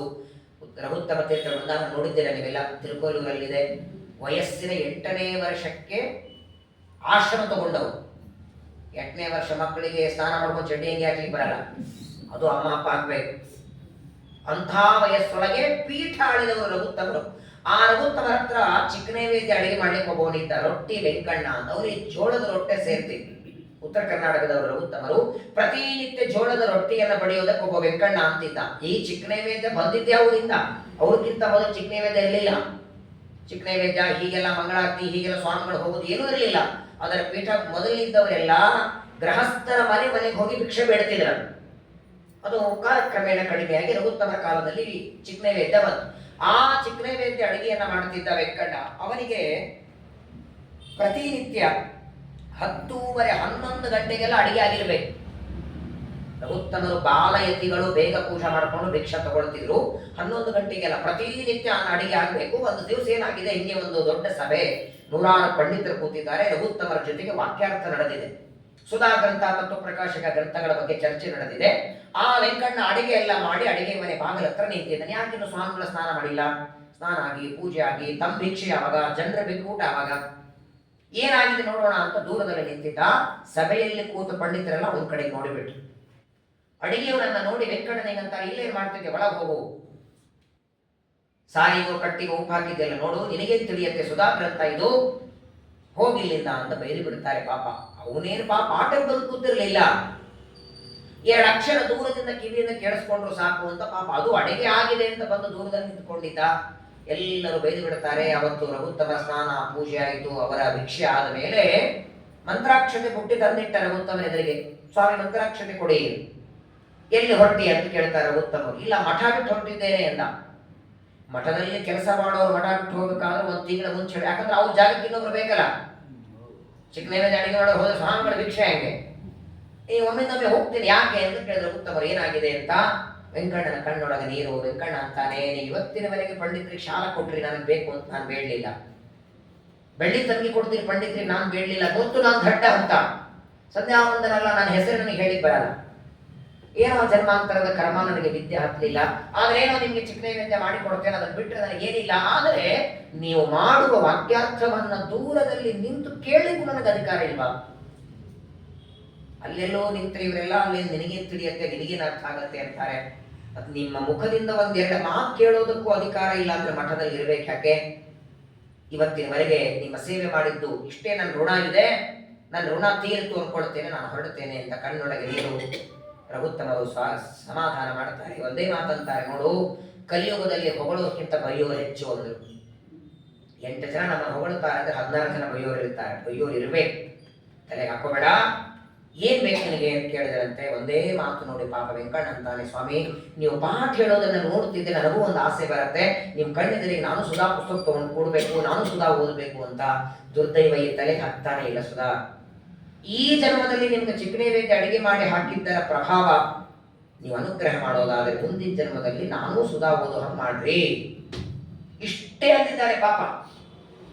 ಆಯ್ತು ವೆಂಕಣ್ಣ, ಎಲ್ಲ ಆಗತ್ತೆ, ದೇವರ ಅನುಗ್ರಹ ಇದ್ರೆ ಆಗತ್ತೆ ಅಂತಾರೆ. ಮಂತ್ರಾಕ್ಷತೆಯನ್ನು ಕೊಡಲಿಲ್ಲ, ಊಟಕ್ಕೆ ಬಡಿಸಿದ್ರು. ಮಾರನೇ ದಿನ ಬೆಳಗ್ಗೆ 5 ಗಂಟೆಗೆ ರಘುತ್ತಮರು ಸ್ನಾನ ಮಾಡಿ ವೆಂಕಣ್ಣ ಅಂತ ಕರೆದರು. ಸ್ನಾನ ಆಯ್ತಾ ಅಂದ್ರು. ಆಗಿದೆ ಸ್ವಾಮಿ, ಕೂತ್ಕೋ ಇಲ್ಲಿ ಪಕ್ಕದಲ್ಲಿ ಅಂತಾರೆ. 106 ಜನ ಪಂಡಿತರು. ಹಿಂದಿನ ಯಾರು ಅವರನ್ನು ಬೈದಿದ್ರಲ್ಲ, ನಿನಗೇನು ಅರ್ಥ ಆಗತ್ತೆ ಅಂತ ಅವರೆಲ್ಲ ಎದುರುಗಡೆ ಕೂತಿದ್ದಾರೆ. ವೆಂಕಣ್ಣ ಪಕ್ಕದಲ್ಲಿ ಕೂಡಿಸ್ಕೊಂಡಿದ್ದಾರೆ. ಏನೋ ನಿನ್ನೇನೋ ಹೇಳ್ತಿದ್ದಲ್ಲ, ಮುಂದಿನ ಜನ್ಮದಲ್ಲಿ ಸುಧಾ ಗ್ರಂಥ ಓದಬೇಕು ಅಂತ. ಮುಂದಿನ ಜನ್ಮ ಯಾಕೆ, ಇದೇ ಜನ್ಮದಲ್ಲಿ ಓದುವಂತೆ. ಓದೋದು ಯಾಕೆ, ಇವತ್ತು ಇವರಿಗೆಲ್ಲ ಪಾಠ ನೀ ಹೇಳುವಂತೆ ಅಂದರು. ಎದುರುಗಡೆ ಕೂತವರ ಸ್ವಾಮಿ, ಅವನ ಹೆಸರು ಮೊದಲು ಚೆನ್ನಾಗಿ ಹೇಳಿ ಸಾಕು. ಕೇಶವಾಯ ಸ್ವಾಹ ಅಂತ ಶುರು ಮಾಡಿ ಕೃಷ್ಣಾಯ ನಮಃ 24 ಕೇಶವನಾರಾಯಣ ಬರಲ್ಲ ಅವನಿಗೆ. ಸುಧಾ ಪುಸ್ತಕ ಅವನು ಹೆಂಗ್ ಪಾಠ ಮಾಡ್ತಾನೆ. ರಘುತ್ತಮರು ತಮ್ಮ ಕೈಯಲ್ಲಿದ್ದ ಪುಸ್ತಕ ವೆಂಕಣ್ಣನ ಕೈಗೆ ಕೊಟ್ಟು ತಲೆ ಮೇಲೆ ಕೈ ಇಟ್ಟು ಆಶೀರ್ವಾದ ಮಾಡಿದರೆ 8 ತಾಸು ಸುಧಾ ಪಾಠ ಕೇಳುತ್ತಾರೆ.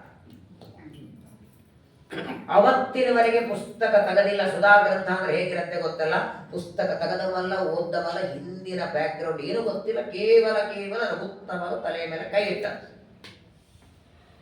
ಗುರುಗಳ ಕರುಣೆ ಸುಸ್ಥಿರವಾಗಿದ್ದವರಿಗೆ ಹರಿನಿಂದ ಅನುಗ್ರಹವಾಗುವುದು. ಅದೇ ಮಾತು ರುದ್ರದೇವರಂತಾರೆ, ಯಾವ ವ್ಯಕ್ತಿ ಗುರುಗಳಿಂದ ಶುದ್ಧವಾದ ಜ್ಞಾನವನ್ನ ಪಡಿತಾನೆ. ಮೊದಲನೇದಾಗಿ ಬರೀ ಜ್ಞಾನ, ಬುದ್ಧಿವಂತನಾಗಿ ವಿದ್ಯೆ ಪಡೆಯುವುದಕ್ಕೆ ಗುರುಗಳ ಸೇವೆ ಮಾತ್ರವಲ್ಲ, ವಿದ್ಯೆ ಪಡೆಯುವುದಕ್ಕೆ ವಿದ್ಯೆಯ ಸ್ಥಾನಗಳು ಅಂತಿವೆ. ಒಟ್ಟಾರೆ ವಿದ್ಯೆ ಸಂಪಾದನೆಗೆ ಬೇಕಾದದ್ದು ವಿದ್ಯೆಯ 16 ಸ್ಥಾನಗಳು. ಬಹಳ ಸುಂದರವಾಗಿ ವಿಷ್ಣು ಪುರಾಣದಲ್ಲಿ ವೇದವ್ಯಾಸ ದೇವರು ಹೇಳ್ತಾರೆ, ನಾವು ಪ್ರತಿನಿತ್ಯದಲ್ಲಿ ಅಧ್ಯಯನ ಮಾಡ್ತೀವಲ್ಲ, ಮೊದಲನೇದ್ದು 4 ವೇದಗಳು, ಋಗ್ವೇದ, ಯಜುರ್ವೇದ, ಸಾಮವೇದ, ಅಥರ್ವಣ ವೇದ 4. ಆಮೇಲೆ ವೇದದ 6 ಅಂಗಗಳು, ವೇದಾಂಗ ಅಂತ ಕರೀತಾರೆ. ಶಿಕ್ಷಾ, ಕಲ್ಪ, ವ್ಯಾಕರಣ, ನಿರುಕ್ತ, ಛಂದಸ್ಸು, ಜ್ಯೋತಿಷ್ಯ, ಇದು 6 ವೇದದ ಅಂಗ. ಅನಂತರ ನ್ಯಾಯಶಾಸ್ತ್ರ, ಧರ್ಮಶಾಸ್ತ್ರ, ಪುರಾಣಗಳು, ಮೀಮಾಂಸಾ ಶಾಸ್ತ್ರ, ಆಯುರ್ವೇದ, ಧನುರ್ವೇದ, ಗಾಂಧರ್ವ ವೇದ, ಅರ್ಥಶಾಸ್ತ್ರ, ಒಟ್ಟಾರೆ 16 ಆಯಿತು. ಈ 16ನ್ನ ವಿದ್ಯಾಸ್ಥಾನಗಳು ಅಂತ ಕರೀತಾರೆ. ಈ ವಿದ್ಯಾಸ್ಥಾನಗಳನ್ನ ಯಾರು ತಾನು ಅಧ್ಯಯನ ಮಾಡಿ ಇನ್ನೊಬ್ಬರಿಗೆ ಪಾಠವನ್ನ ಹೇಳ್ತಾನೆ, ಜನ್ಮಾಂತರದಲ್ಲಿ ಬಹಳ ದೊಡ್ಡ ವ್ಯಕ್ತಿಯ. ಕೆಲವರ ಜಾತಕದಲ್ಲಿ ಹಾಗಿರುತ್ತೆ, ಹುಟ್ಟಿದಾಕ್ಷಣ ಅವರ ಜಾತಕದಲ್ಲಿ ಇರುತ್ತೆ. ನೋಡಿ ಬೇಕಾದರೆ ಅವರು 1 ಸಲ ಓದಿದ್ರು ಸಾಕು, ಇಡೀ ಪುಸ್ತಕವೆಲ್ಲ ಭಯಪಾಠ ಹೇಳ್ತಾರೆ. ಕೆಲವರಿಗೆ ಅದೇ ಪಾಠವನ್ನ ಇನ್ನೊಂದ್ಸಲ ಮತ್ತೆ ಮತ್ತೆ ಹೇಳ್ತಾ ಇರಬೇಕು. ಈ ಗುರುಕುಲದಲ್ಲಿ ನೋಡಿ, ಗುರುಗಳ ಮುಂದೆ ಒಂದು 10 ಜನ ಕೂತಿರ್ತಾರೆ ಒಂದು ಬ್ಯಾಚ್ ಒಳಗೆ. ಗುರುಗಳು ಪಾಠ ಮಾಡಬೇಕು. ಪಾಠ ಮಾಡುವಾಗ ಮೊದಲನೇ ಸಲ ಪಾಠದಲ್ಲೇ ಒಬ್ಬರಿಗೆ ಅರ್ಥ ಆಗ್ಬಿಟ್ಟಿರ್ತದೆ. ಕೆಲವರಿಗೆ ಅದೇ ಪಾಠ 2ನೇ ಸಲ ಹೇಳಬೇಕು, ಆಗ ಅರ್ಥ ಆಗತ್ತೆ. ಕೆಲವರಿಗೆ ಅದೇ ಪಾಠ 3ನೇ ಸಲ ಹೇಳಬೇಕು, ಕೆಲವರಿಗೆ ಎಷ್ಟು ಸಲ ಹೇಳಿದ್ರು. ಹಾಗಾಗಿ ಯಾರಿಗೆ ಅರ್ಥ ಆಗಿರುತ್ತೋ ಅವರು ಪ್ರಶ್ನೆ ಕೇಳ್ತಾರೆ ಗುರುಗಳಿಗೆ, ಸ್ವಾಮಿ ನನಗೆ ಇಷ್ಟ ಅರ್ಥ ಆಗಿದೆ, ಇದ್ರ ಮುಂದೆ ಹೇಳಿ. ಒಂದು ಗುರುಕುಲ ಇತ್ತಂತೆ, 10 ಜನ ಕೂತಿದ್ರು. 9 ಜನ ಪ್ರಶ್ನೆ ಕೇಳ್ತಿದ್ರು, ಸ್ವಾಮಿ ಇದು ಅರ್ಥ ಆಗಿದೆ, ಇದು ಅರ್ಥ ಆಗಿಲ್ಲ, ಇದು ಅರ್ಥ ಆಗಿದೆ. ಕೊನೆಯವನು ಕೂತಿದ್ದ 10ನೇಯವನು, ಗುರುಗಳಂತಾರೆ ಏನಾದರೂ ಹೇಳುವ ಇನ್ಕಮಿಂಗ್ ಇಲ್ಲ ಔಟ್ಗೋಯಿಂಗ್ ಇಲ್ಲ, ಅರ್ಥ ಆಗಿದೆ ಅಂತ ಆದರೆ ಹೇಳು, ಆಗಿಲ್ಲ ಅಂತ ಹೇಳು. ಇವರೆಲ್ಲ ಪ್ರಶ್ನೆ ಮಾಡ್ತಾರೆ, ಹಾಗೆ ಕೂತಿದ್ಯಲ್ಲ ಏನಾದರೂ ಪ್ರಶ್ನೆ ಕೇಳು ಅಂತ ಗುರುಗಳು. ಪಾಪ ಅವನೇನು ಕೇಳೇ ಇಲ್ಲ. ಮತ್ತೊಮ್ಮಂತಾರೆ ಏನಾದರೂ ಪ್ರಶ್ನೆ ಕೇಳು, ಅರ್ಥ ಆಗಿದೆ ಅಂತ ಆದರೆ ಹೇಳು, ಇಲ್ಲ ಅಂತ ಹೇಳು.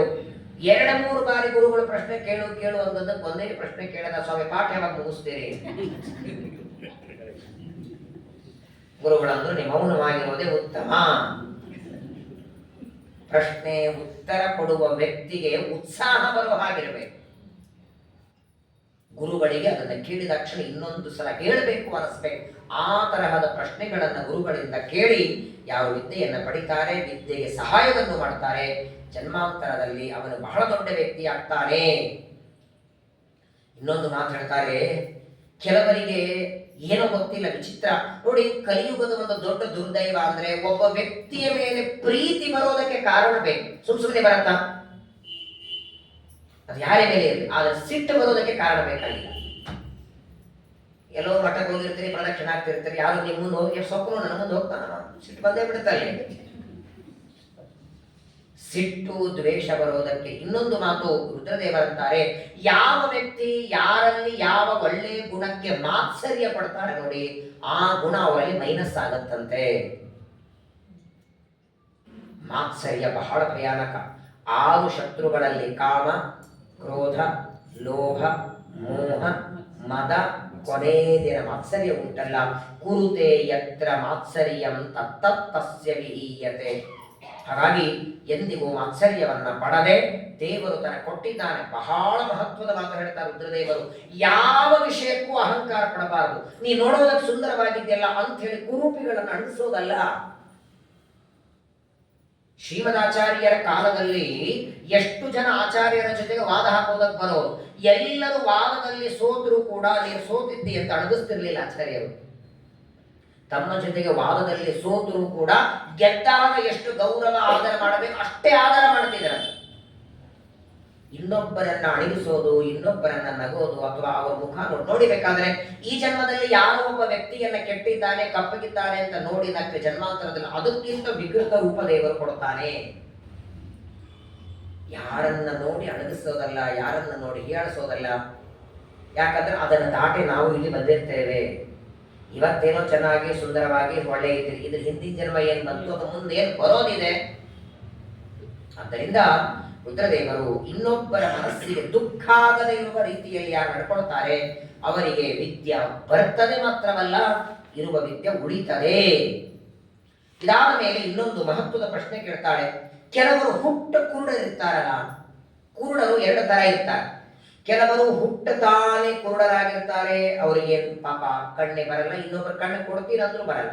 ಕೆಲವರಿಗೆ ಹುಟ್ಟತಾ ಇರುತ್ತೆ, ಮಧ್ಯದಲ್ಲಿ ಏನು ಆಕ್ಸಿಡೆಂಟ್ ಆಗಿ ಕಣ್ಣುಗಳು ಹೋಗಿಬಿಟ್ಟಿರ್ತಾರೆ. ಈ ತರಹ ಕುರುಡರಾಗಿ ಹುಟ್ಟೋದಕ್ಕೆ ಏನಾದರೂ ತಪ್ಪು ಮಾಡಿರ್ತಾರ? ಭಗವನ್ ದೇವ ದೇವೇಶ ಮಮ ಪ್ರೀತಿರ್ವಿವರ್ಧನ ಜಾತ್ಯಾಂ ದಾಶ್ಚೈವ ದೃಶ್ಯಂತೆ ಜಾತಾವಾನಷ್ಟ ಚಕ್ಷುಷಃ. ಹುಟ್ಟ ಕುರುಡರು ಕೆಲವರು, ಹುಟ್ಟಿದ ಮೇಲೆ ಕಾರಣಾಂತರದಿಂದ ಕಣ್ಣು ಕೆಳಕೊಂಡವರು ಕೆಲವರು. ಹೀಗೆ ಯಾಕಾಗಿರ್ತದೆ ಅಂತ ರುದ್ರದೇವರಿಗೆ ಪಾರ್ವತಿ ಕೇಳಿದರೆ ರುದ್ರದೇವರು ಎಂಥ ಉತ್ತರ ಕೊಡ್ತಾರೆ ನೋಡಿ. ಯಾವ ವ್ಯಕ್ತಿಗೆ ದೇವರು ಚೆನ್ನಾಗಿ ಕಣ್ಣುಗಳು ಕೊಟ್ಟಿರ್ತಾನೆ, ಅಷ್ಟು ದೂರದಲ್ಲಿದ್ದದ್ದು ಕೂತಲ್ಲೇ ನೋಡುವಷ್ಟು ಕಣ್ಣು ಕೊಟ್ಟಿರ್ತಾನೆ. ಆದರೆ ಆ ಕಣ್ಣಿನಿಂದ ನೋಡಬಾರದ ರೂಪವನ್ನು ನೋಡ್ತಾನೆ, ಪರಸ್ತ್ರೀಯರನ್ನ ಕಾಮದೃಷ್ಟಿಯಿಂದ ನೋಡ್ತಾನೆ, ದೇವರ ರೂಪವನ್ನು ನೋಡೋದಿಲ್ಲ. ಅಂತಹ ವ್ಯಕ್ತಿಗೆ ಜನ್ಮಾಂತರದಲ್ಲಿ ಕುರುಡ ಮಾಡಿಬಿಡುತ್ತಾನಂತ ದೇವರು. ವಾಸ್ತವಿಕ ಯಾವಾಗಲೇ ನೋಡಿ, ಯಾವುದನ್ನ ಎದಕ್ಕೆ ಕೊಟ್ಟಿದ್ದಾನೆ ಅದಕ್ಕೆ ಬಳಸದೆ ದುರುಪಯೋಗ ಮಾಡಿಕೊಂಡ್ರೆ ಜನ್ಮಾಂತರದಲ್ಲಿ ಅದನ್ನ ದೇವರು ಕೊಡೋದಿಲ್ಲ. ಕಣ್ಣಲ್ಲಿ ಕೃಷ್ಣಾಕೃತಿ ನೋಡದೆ ಪರ ಹೆಣ್ಣಿನ ನೋಡೋದು ತಪ್ಪು, ತಪ್ಪುಗಳೆಲ್ಲ ಪರಿಹರಿಸುವ ನಮ್ಮಪ್ಪನಲ್ಲವೇ ನೀನು ಅಂತಾರೆ ಪರಮಾತ್ಮನ ದಾಸರಂತಾರೆ. ಎಷ್ಟು ಚೆನ್ನಾಗಿದೆ ನೋಡಿ. ಮೊನ್ನೆ ಒಬ್ಬರು ಹೇಳ್ತಿದ್ರು 98 ವರ್ಷ ಅಂತೆ, ಇನ್ನೂ ಕನ್ನಡಕ ಬಂದಿಲ್ಲಂತೆ. ಇನ್ನೂ ಕನ್ನಡಕ ಬಂದಿಲ್ಲ ಆಚಾರ್ಯ, ಇನ್ನೂ ನಾನು ಕಣ್ಣಿಂದ ನೋಡ್ತೇನೆ, ತುಂಬಾ ಸಂತೋಷ. ಏನ್ ನೋಡ್ತೇನೆ ಈಗಲೂ ಕಣ್ಣಿನಿಂದ? ಅಂದ್ರೆ 3 ಸೀರಿಯಲ್ ದಿನ ನೋಡ್ತೀನಿ, ಹಾಳಾಗಿ ಹೋಗಿದೆ. ಏನ್ ಲಾಭ ನಿನ್ ಕಣ್ಣಿದ್ದು? 3 ಸೀರಿಯಲ್ ಒಂದೊಂದು ಆದ್ಮೇಲೆ ಒಂದು ವಿಚಿತ್ರ ನೋಡಿ, ಕೆಲವರಿಗೆ ದೇವರು ಚೆನ್ನಾಗಿ ಕೊಟ್ಟಿರ್ತಾನೆ, 60-70 ಸೊಂಟ ಚೆನ್ನಾಗಿರತ್ತೆ, ಕುರ್ಚಿ ಬೇಕಾಗಿಲ್ಲ, ಆದರೆ ಅದನ್ನ ದೇವರು ಚೆನ್ನಾಗಿಟ್ಟಿದ್ದಾನೆ ಅಂತ 2 ತಾಸು ಕೂತ್ಕೊಂಡು ಪೂಜೆ ಮಾಡಲ್ಲ. ಬರೀ ಸೊಂಟ ಚೆನ್ನಾಗಿದೆ, ಲಾಭ ಏನು? ಯಾವುದೇ ಶರೀರದಲ್ಲಿ ಇಂದ್ರಿಯ ಚೆನ್ನಾಗಿದೆ ಅಂದ್ರೆ ಅದನ್ನು ದೇವರಿಗಾಗಿ ಬಳಸಪ್ಪ ನೀನು. ಕೈ ಚೆನ್ನಾಗಿದೆ, ಅಭಿಷೇಕಕ್ಕಾಗಿ ಬಳಸು. ಇವತ್ತಿಗೂ ಚೆನ್ನಾಗಿ ಕಿವಿಯಲ್ಲಿ ಆಪರೇಷನ್ ಮಾಡಿಸ್ಕೊಂಡಿಲ್ಲ, ಚೆನ್ನಾಗಿದ್ರೆ ಅದನ್ನ ಇನ್ಯಾರದೋ ಹರಟೆ ಕೇಳೋದಕ್ಕಿಂತ ದೇವರ ಕಥೆಯನ್ನ ಕೇಳೋದಕ್ಕೆ ಅದನ್ನ ಬಳಸುವಂತಾರೆ. ಬೇಕಾದ್ರೆ ಬಳಸಿ ನೋಡಿ, ಎಷ್ಟು ಚೆನ್ನಾಗಿಟ್ಟಿರ್ತಾನೆ, ಅದಕ್ಕಿಂತಲೂ ಚೆನ್ನಾಗಿಡ್ತಾನೆ ದೇವರು. ಇವಾಗೆಲ್ಲ ಇವರೆಲ್ಲ ಡಾಕ್ಟರ್ಗಳು ಬಂದಿದ್ದಾರೆ, ಕಣ್ಣಿನ specialist, kidney special, kidney specialist. ವಸಿಷ್ಠರ ಕಾಲದಲ್ಲಿ ಯಾವ ಡಾಕ್ಟರ್ ಇದ್ರು? ವಸಿಷ್ಠ, ವಿಶ್ವಾಮಿತ್ರ, ಕಶ್ಯಪ, 100,000 ವರ್ಷ ಬದುಕ್ತಿದ್ರಲ್ಲ, ಅವ್ರಿಗೆ ಯಾವ ವೈದ್ಯರು ಬೇಕಾಗಿರಲಿಲ್ಲ. ಯಾಕಂದ್ರೆ ಅವರು ತಮ್ಮ ಇಂದ್ರಿಯಗಳನ್ನ ಎಲ್ಲಿ ಅದನ್ನ ಬಳಸಬೇಕು, ಇಂದ್ರಿಯಗಳನ್ನ ಹೇಗೆ ದೇವರಲ್ಲಿ ತೊಡಗಿಸ್ಬೇಕು, ಹಾಗಾಗಿ ರೋಗದ ಪ್ರಸಕ್ತವೇ ಇರಲಿಲ್ಲ. ಒಂದು ಕಾಲದಲ್ಲಿ 100ರಲ್ಲಿ ಯಾರಿಗೋ ಒಬ್ಬರಿಗೋ ಇಬ್ಬರಿಗೋ ಶುಗರ್, BP, ಈಗ ಅದು ಇಲ್ಲದೆ ಇದ್ದೋಗಿಬ್ರು ಸಿಗ್ತಿರ್ತಾರೆ, ಅವರು ಸಿಗಲ್ಲ. ಹಾಗಾಗಿ ಎಲ್ಲ ರೋಗಗಳ ಬರೋದಕ್ಕೆ, ನಾನಾ ರೀತಿಯಾದ ಮುಖಗಳಲ್ಲಿ ವಿಕಾರಗಳಾಗುವುದಕ್ಕೂ ಪರಮಾತ್ಮ ಕೊಟ್ಟದ್ದನ್ನ ದುರುಪಯೋಗ ಮಾಡ್ಕೊಳ್ಳೋದಕ್ಕೆ ಏ ಪುರಾ ಕಾಮಕಾರೇಣ ಪರವೇಶ್ಮ ಸುರೋನುಪಾ. ಇನ್ನೊಬ್ಬರ ಮನೆ ನೋಡಿ ಕೆಲವರಿಗೆ ದುಃಖ, ಅಯ್ಯೋ ಇಂಥ ಮನೆ ನಾನು ಕಟ್ಟಿಸ್ಲಿಲ್ಲ. ವಿಚಿತ್ರ ನೋಡಿ, ಒಬ್ಬ ವ್ಯಕ್ತಿಯ ಒಳ್ಳೆ ಮನೆ ನೋಡಿ, ನಿಮ್ ಮನೆ ವಾಸ್ತುಶಾಂತಿ ಕರೆದಿರ್ತಾರೆ, ಹೋಗಿ ಬನ್ನಿ, ಎಲ್ಲಾ ಕಡೆ ನೋಡಿ ಬನ್ನಿ, ಮನೆ ಚೆನ್ನಾಗಿರತ್ತಲ್ಲ, ಸಂತೋಷ ಪಡಬೇಕು. ಇಂಥ ಮನೆ ನಮ್ಗೆ ಕಟ್ಟಿಸ್ಲಿಕ್ಕೆ ಆಗಿಲ್ಲ, ಏನೋ ಜನ್ಮಾಂತರದಲ್ಲಿ ಅವ್ನು ಯಾರಿಗೋ ಏನೋ ದಾನ ಕೊಟ್ಟಿದ್ದ, ದೇವರಿಗೆ ಜನ್ಮದಲ್ಲಿ ಕೊಟ್ಟಿದ್ದ, ಇಷ್ಟು ತಿಳ್ಕೊಂಡ್ಬಿಡ್ಬೇಕು ತಾನೆ. ಅಷ್ಟು ಮಾಡಲ್ಲ ನಾವು. ನನಗೆ ಇಂಥ ಮನೆ ಕಟ್ಟಿಸ್ಲಿಕ್ಕಾಗಿಲ್ಲ, ನಾನು ಕಟ್ಟಿಸ್ದೇ ಇರೋ ಮನೆ ಇವ್ರು ಕಟ್ಟಿಸಿದ್ದಾನೆ, ಈ ಸಲ ಭೂಕಂಪ ಬಂದರೆ ಮೊದಲು ಈ ಮನೆನೇ ಬೀಳಿ. ಇಷ್ಟ ಅಂದು ಅಲ್ಲಿ ಮೈಸೂರು ಪಾಕಿನ ಮನೆಗೆ ಬಂದಿರ್ತಾರೆ, ರಿಟರ್ನ್ ಗಿಫ್ಟ್ ಕೊಟ್ಟೆ. ಒಳ್ಳೇದ ಮಾಡದಿದ್ರೂ ಚಿಂತೆ ಇಲ್ಲ, ಕೆಟ್ಟದ್ದಾಗಲಿ ಅಂತ ಮನಸ್ಸಿನಿಂದಲೂ ಅರಬೇಡಿ ಅಂತ ದೇವರು. ಮಾನಸಿಕವಾಗಿನೂ ಇನ್ನೊಬ್ಬರಿಗೆ ಕೆಟ್ಟದ್ದಾಗಲಿ ಅನ್ನಬೇಡಿ. ಅವ್ರಿಗೆ ಏನಾಗ್ಬೇಕು ಅನ್ನೋದು ಅವ್ರ ಕರ್ಮದಿಂದ ಆಗತ್ತೆ. ನೀನು ಮಾನಸಿಕವಾಗಿ ಕೆಟ್ಟದ್ದಾಗಲಿ ಅಂದ್ರೆ ಅವತ್ತಿನವರೆಗೆ ನೀನು ಗಳಿಸಿದ ಪುಣ್ಯ ಹೋಗುತ್ತಂತೆ. ನೋಡಿ ಈ ಪುಣ್ಯ ಹೇಗಿದೆ, ನೀನು ಹೇಳದ್ನಲ್ಲ, ನಮ್ಮ ಇಡೀ ಜೀವನಕ್ಕೆ ಬೇಕು ಪುಣ್ಯ, ಆದರೆ ಪುಣ್ಯ ಗಳಿಸೋದು ಎಷ್ಟು ಕಷ್ಟನೋ ಆ ಗಳಿಸಿದ್ದು ಪುಣ್ಯ ಉಳಿಸ್ಕೊಳ್ಳೋದಿದೆಯಲ್ಲ ಬಹಳ ಕಷ್ಟ. ಯಾವಾಗಲೂ ಹೇಳ್ತೀವಿ, ಎಂತೆಂಥವ್ರಿಗೆ ಸಾವು ಬರ್ತದ್ರೆ ಇವ್ರಿಗೆ ಬರಬಾರ್ದ, ದೇವರನ್ನ ಗುರುಗಳನ್ನು ಬೈಕೋತಿರ್ತಾನೆ ಅಂದ್ರೆ ಇವನು ಪಾಪದ ಕೂಡ ತುಂಬಲಿಂದ ಬಿಟ್ಟಾರ ದೇವರು ಅಂತೀವಿ ಅಲ್ವೇ. ಯಾವಾಗ ವ್ಯವಹಾರ ಮಾಡಿದ್ರು ಪಾಪದ ಕೂಡ ತುಂಬಲಿ ಅಂತೀವಿ, ಪುಣ್ಯದ ಕೂಡ ತುಂಬಲಿ ಅಂತ ಅನ್ನೋದೇ ಇಲ್ಲ ನಾವು. ಯಾಕೆ ಹೇಳಿ? ತುಂಬಲ್ಲ ಗ್ಯಾರಂಟಿ ಇದೆ. ತುಂಬಲಿಕ್ಕೆ ಯಾವಾಗ ನಾವು ಮಾಡಿ ಹಾಕಿದ್ರೆ ತುಂಬಬೇಕಲ್ಲ.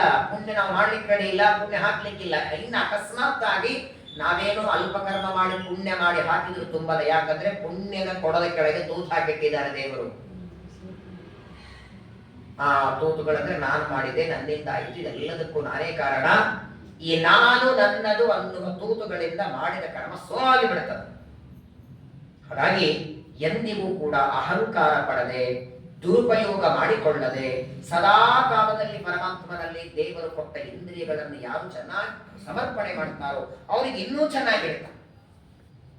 ಪ್ರಾಯ ಯಾವ ಜನ್ಮದಲ್ಲಿ ದೇವರಿಗೆ ಏನು ಸೇವಾ ಮಾಡಿದ್ದಾರೋ, ಈಗ 80 ವರ್ಷ ಆದ್ರೂ ನಮ್ಮ ವಿಠಲ ಹಂಗಿಟ್ಟಿದ್ದಾರೆ ನೋಡಿ, ಸ್ತೋತ್ರ ಮಾಡ್ತಿಲ್ಲ, ನಾನು ಮುಖಸ್ತುತಿ ಮಾಡಲ್ಲ, ಸಂತೋಷ ಆಗತ್ತೆ. ಯಾಕಂದ್ರೆ 60, 65 ಆದವರು ನಮ್ಮ ಯಾತ್ರೆಯಲ್ಲಿ ಬಂದಿರ್ತಾರೆ. 60 ಆದವ್ರು ಇರ್ತಾರೆ, 65 ಆದವ್ರು ಇರ್ತಾರೆ, 70 ಆದವ್ರು ಇರ್ತಾರೆ. ಪಾಪ ಒಂದ್ಸಲ ಎಲ್ಲೋ ಸ್ನಾನ ಮಾಡಿ ಬಂದ್ರೆ ರೂಮಿಗೆ ಹೋಗಿ ಮಲ್ಕೊಂಡ್ಬಿಡ್ತಾರೆ, ಸ್ವಚ್ಛ ಬರೋದೇನು. ಒಳ್ಳೆ ಚಕ ಚಕ ಚಕ ಓಡಾಡ್ಕೊಂಡು ಬೇಕಾದಷ್ಟು. ಮತ್ತೆ ಈಗಲೂ 2 ಊಟ ಮಾಡಿದ್ರು ಅದು ದೇವರ ಅನುಗ್ರಹ ಇದೆಲ್ಲ. ಬೆಳಗ್ಗೆ ಉಂಡದ್ ಮಧ್ಯಾಹ್ನ ಜೀರ್ಣ ಆಗಲ್ಲ, ಮಧ್ಯಾಹ್ನ ಉಂಡದ್ ರಾತ್ರಿ ಜೀರ್ಣ ಆಗಲ್ಲ, 2 ಹೊತ್ತು ಅನ್ನ ಜೀರ್ಣ ಆಗತ್ತಲ್ಲ, ದೇವರ ಅನುಗ್ರಹ. ಒಂದು ಟ್ಯಾಂಕ್ಸ್ ಇರೋದು ಬೇಡ್ರಿ ಅವನಿಗೆ. ಸಣ್ಣ ಉಪಕಾರ ಮಾಡಿದ್ರು ಟ್ಯಾಂಕ್ಸ್ ಹೇಳ್ತೀವಿ. ನಾನು ಆರಾಧನೆಯಲ್ಲಿ ಮಟ್ಟಕ್ಕೆ ಹೋಗ್ತಿರಲ್ಲ ಊಟಕ್ಕೆ, ಅಕಸ್ಮಾತ್ ಆಗಿ ನೀವು ಹೋಗೋದಿದ್ರೆ ಯಾರೋ ನಿಮ್ಮ ಮೊದಲು ಫ್ರೆಂಡ್ ಹೋಗಿರ್ತಾರೆ, ಅವ್ರಿಗೆ ಫೋನ್ ಮಾಡ್ತಾರೆ, ನನಗೊಂದು ನಿಮ್ಮ ಪಕ್ಕದಲ್ಲಿ ಎಲೆ ಹಿಡಿಯೇ ಬರ್ತೀನಿ, ಅಥವಾ ನೀವು ಯಾರೋ ಬರ್ತೀರಿ, ನೀವೊಂದು ಎಲೆ ಹಿಡಿದಿರ್ತೀರಿ, ಅವ್ರು ಬರ್ತಾರೆ, ಊಟ ಮಾಡ್ತಾರೆ, ನಿಮ್ಗೊಂದು ಟ್ಯಾಂಕ್ಸ್ ಹೇಳಿ ಹೋಗ್ತಾರೆ. ಎಲೆ ಹಿಡಿದದ್ದಕ್ಕೆ ಎಲೆ ನಿಮ್ದರಲ್ಲ, ಮಠದ ಎಲೆ, ಅದನ್ನು ಹಿಡಿದವ್ರಿಗೆ ಟ್ಯಾಂಕ್ಸ್ ಹೇಳ್ತೀರಿ. ಇಷ್ಟು ಅಪರೂಪಕ್ಕೆ ದೇವರ ದೇಹ ಕೊಟ್ಟಿದ್ದಾರೆ. ಒಂದು ಟ್ಯಾಂಕ್ಸ್ ಬೇಡ, ಒಂದು ನಮಸ್ಕಾರ. 76 ಸೊಂಟ ಚೆನ್ನಾಗಿದೆ, ಒಂದು ನಮಸ್ಕಾರ ಹಾಕ್ರಿ. 80 ಇವತ್ತು ನಿಮ್ಮ ಮಕ್ಕಳಿಗೆ ಮಾತು ಕೇಳ್ತಾ ಅಂದ್ರೆ ಮಾತು ಕೇಳೋ ಮಕ್ಕಳು ಕೊಟ್ಟಿದ್ದು ದೇವರೇ ಅಂತ ಒಂದು ನಮಸ್ಕಾರ ಹಾಕ್ರಿ. ಕಾಲಕ್ಕೆ ಅಡಿಗೆ ಮಾಡಿ ಬಡಿಸೋ ಸೊಸೆಂದ್ರ ದೇವರು ಕೊಟ್ಟಿದ್ದೆ ಅಂತ ಒಂದು ನಮಸ್ಕಾರ ಹಾಕಿ ಏನ್ ಬೇಡ ಅವನಿಗೆ ತಿರುಗಿ ಕೊಡೋದು. ಮಾತೆ ಕೆಳದೆ ವೃದ್ಧಾಶ್ರಮದಲ್ಲಿ ಒಯ್ದು ಈಗ ಅಕಸ್ಮಾತ್ ಮನೆಯಲ್ಲಿದ್ರು ಬೇಕಾದಷ್ಟು ಖಾರ ಪುಡಿಯಾಗಿ ಸಾರು ಮಾಡಿ ಹಾಕೋದು ಸೊಸೆಂದ್ರಿದ್ದಾರೆ. ಅಂತದ್ರಲ್ಲಿ ಮಾವನನ್ನ ಪ್ರೀತಿಯಿಂದ ನೋಡ್ಕೊಳ್ಳೋ ಸೊಸೆಂದ್ರ ಕೊಟ್ಟಿದ್ದೆ ದೇವರಂತ ಒಂದು ನಮಸ್ಕಾರ ಹಾಕಿನಿ. ದೇವರು ಕೊಟ್ಟದ್ದಕ್ಕೆ ರಿಟರ್ನ್ ಕೊಡೋದು ಬೇಡ, ನೀನು ಕೊಟ್ಟಿದ್ದೆ ಅಂತ ಉಪಕಾರದ ಸ್ಮರಣೆ ಬಂದರೂ ಸಾಕು. ಎಲ್ಲರಿಗೂ ಬರಲ್ಲ ಇದು. ದೇಹದಲ್ಲಿ ಶಕ್ತಿ, ಆರೋಗ್ಯ, ಒಳ್ಳೆ ದಾಢ್ಯತನ, ಅದು ತಂದೆ ತಾಯಿಗಳ ಅನುಗ್ರಹ, ಅದಂತೂ ಸರಿನೇ ಸರಿ. ಅವ್ರ ತಾಯಿ 100 ವರ್ಷ ಇದ್ರು ಹಂಗೆ ಅವ್ರು 100 ವರ್ಷ ಇರ್ತಾರೆ. ಇನ್ನು ಬಹಳ ಸಲ ಪ್ರವಚನ ಕರಿಬೇಕಲ್ಲ ನಮ್ಗೆಲ್ಲ.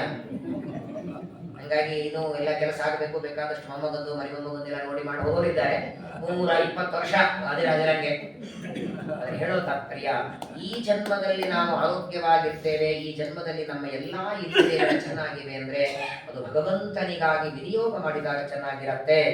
ಬಹಳ ಸುಂದರವಾಗಿ ತಾಯಿ ತಮ್ಮ ಹೆಂಡತಿಗೆ ರುದ್ರದೇವರು ಉಪದೇಶವನ್ನ ಮಾಡಿ, ಇದರ ಮುಂದಿನ ಪ್ರಶ್ನೆ ತುಂಬಾ ಚೆನ್ನಾಗಿದೆ. ಪ್ರಶ್ನೆ ಉತ್ತರ ಎರಡಕ್ಕೂ ಟೈಮ್ ಬೇಕು, ಎಷ್ಟಾಗಂತ ಹೇಳ್ತೇನೆ. ಬಹಳ ಮಹತ್ವದ ಪ್ರಶ್ನೆ, ನಮಗೆಲ್ಲರಿಗೂ ಉಪಯೋಗ ಆಗುವಂತಹ ಪ್ರಶ್ನೆಯನ್ನ ಪಾರ್ವತಿ ದೇವಿ ಕೇಳ್ತಾಳೆ. ಅನೇಕರಿಗೆ ಮದುವೆಯಾಗಿ ಅನೇಕ ವರ್ಷಗಳಾದರೂ ಸಂತಾನ ಆಗೋದಿಲ್ಲಲ್ಲ, ಯಾಕೆ? ಪಾರ್ವತಿ ದೇವಿ ರುದ್ರದೇವರಿಗೆ ಕೇಳುವಂತಹ ಬಹಳ ವಿಶಿಷ್ಟವಾದ ಪ್ರಶ್ನೆ ಇದು. ಇದನ್ನ ಯಾರನ್ನ ಮನಸ್ಸು ನೋಯಿಸೋದಕ್ಕೆ ಕೇಳಿದ್ದಲ್ಲ, ಅಥವಾ ಯಾರನ್ನ ನೋಡಿ ಕೇಳೋದಲ್ಲ. ಪ್ರಾಯ ಜಗತ್ತಿನೊಳಗೆ ಇದು ಎಲ್ಲಾ ಕಡೆಗೆ ನಡೆದದ್ದು. ಇತ್ತೀಚೆಗೆ ಡಾಕ್ಟರ್ಗಳೇನೇನೋ ಅದೇನು ಬಂದಿದೆಯಲ್ಲ, ಅದು ವಸಿಷ್ಠರ ಕಾಲದಲ್ಲಿ, ವಿಶ್ವಾಮಿತ್ರ ಕಾಲ ಅವೆಲ್ಲ ಇರಲಿಲ್ಲ. ಹಿಂದೆಲ್ಲ ಅವ್ರ ಬಿಡಿ 20 ವರ್ಷಗಳ ಹಿಂದೆ, 50 ವರ್ಷಗಳಿಂದ ಅದೇನಿರಲಿಲ್ಲ.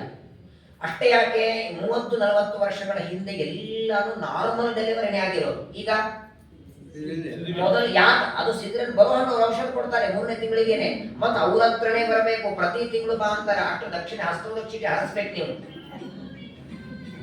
ಅಕಸ್ಮಾತ್ ಆಗಿ ಇವತ್ತು ಗರ್ಭಿಣಿಯಾಗಿದ್ದಾರೆ ಅಂತ ನೀವು ತೋರಿಸ್ಲಿಕ್ಕೆ ಹೋದ್ರೆ ಆ ಕೂಸು ಡೆಲಿವರಿ ಆಗಿ ಹೊರಗೆ ಬರೋ ಒಳಗೆ ಅವ್ರು ಆ ಡಾಕ್ಟರ್ ಒಂದು ಸೈಡ್ ತಗೊಂಡಿರ್ತಾರೆ. ಯಾವ್ದು ಹೇಳಿ, ಹಿಂದೆಲ್ಲ 8-10 ಒಬ್ಬರಂತೂ ಮಹಿಳೆಯವರು ಒಂದು 2 ವರ್ಷ ಕೆಳಗೊಬ್ಬರು ಮನೆಗೆ ಹೋದಾಗ ಗಂಡು ಯಾವುದೋ ಕೆಲಸಕ್ಕೆ ಹೋದ್ರೆ 9 ತಿಂಗಳು ತುಂಬಿದ ಮೇಲೆ ಅವರೇ ನಡೀತಾ ಹೋದ್ರಂತೆ, ಎಲ್ಲೋ ದಾರಿಯಲ್ಲಿ ಹೋಗುವಾಗಲೇ ಡೆಲಿವರಿ ಆಯ್ತಂತೆ, ಮಗು ಕರ್ಕೊಂಡು ಮನೆಗೆ ಬಂದ್ರಂತೆ. ಕೆಲವರಿಗೆ ಸಂತಾನವೇ ಆಗಿರಲ್ಲ. ಏನ್ ಕಾರಣ? ಯಾಕೆ? ಏನ್ ಪಾಪ ಮಾಡಿರ್ತಾರೆ ಜನ್ಮಾಂತರದಲ್ಲಿ ಅಂತ ರುದ್ರದೇವರಿಗೆ ಉಮಾದೇವಿ ಪ್ರಶ್ನೆ ಕೇಳ್ತಾಳೆ. ಇದಕ್ಕೆ ಸ್ವಲ್ಪ ವಿಸ್ತಾರ ಹೇಳಬೇಕಾಗಿದೆ.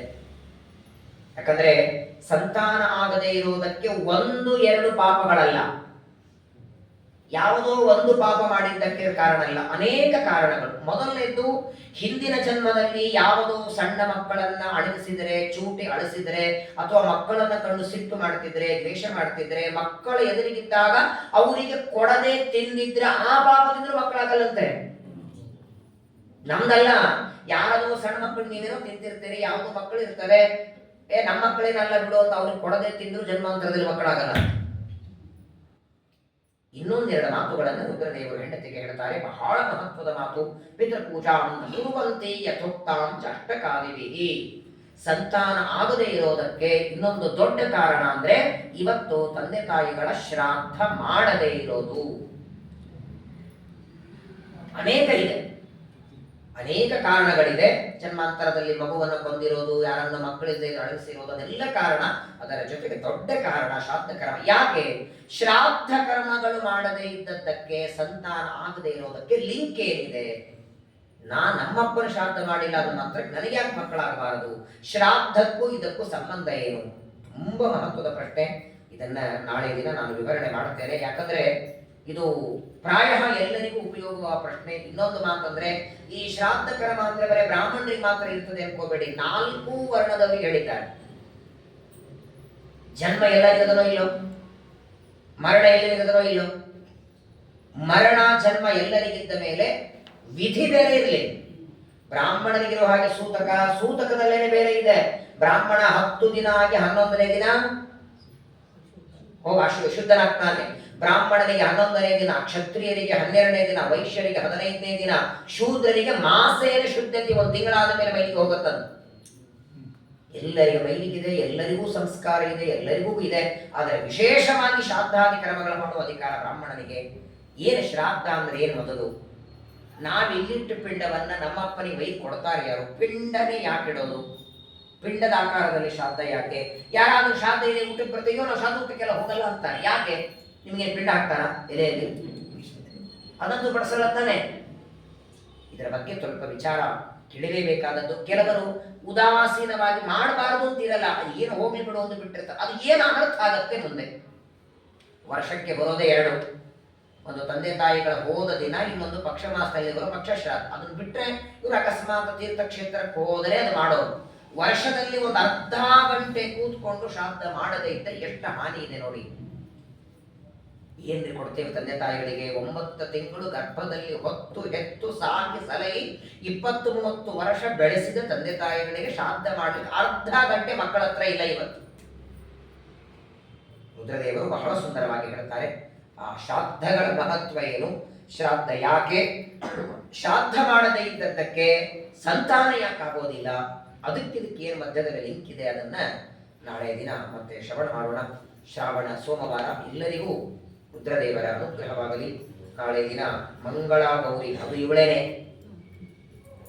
ಇದೇ ರುದ್ರದೇವರ ಹೆಂಡತಿಯಾದ ಉಮಾದೇವಿಗೆ ಮಂಗಳ ಅಂತ ಕರೀತಾರೆ. ಆ ಮಂಗಳ ಗೌರಿ ವಿಶೇಷವಾಗಿ ಮದುವೆ ಮಾಡಿಕೊಂಡಂತಹ ಸ್ತ್ರೀಯರು ಪೂಜೆ ಮಾಡುವಂತಹ ಒಂದು ದೊಡ್ಡ ವ್ರತ ಮಂಗಳಾಗೌರಿ ವ್ರತ. ಶ್ರಾವಣ ಸೋಮವಾರದ ಮಂಗಳವಾರ ಅವಶ್ಯವಾಗಿ ನೀವೆಲ್ಲರೂ ಆಚರಣೆ ಮಾಡಿ. ನಾಗ ಪಂಚಮಿ ಇವತ್ತು ಸ್ತ್ರೀಯರಿಗಿರೋದು, ನಾಗ ಚತುರ್ಥಿ ಸ್ತ್ರೀಯರು ಇವತ್ತು ಉಪವಾಸ ಮಾಡಬೇಕು. ನಾಳೆ ದಿನ ಪುರುಷರಿಗಿರೋದು, ಒಂದು ಮಣ್ಣಿನಿಂದ ನಾಗರ ಪ್ರತಿಮೆಯನ್ನ ಮಾಡಿ. ಒಟ್ಟಾರೆ ಒಂದು ವರ್ಷದಲ್ಲಿ ಮಣ್ಣಿನಿಂದ 5 ಪೂಜೆ ಆಗಬೇಕು.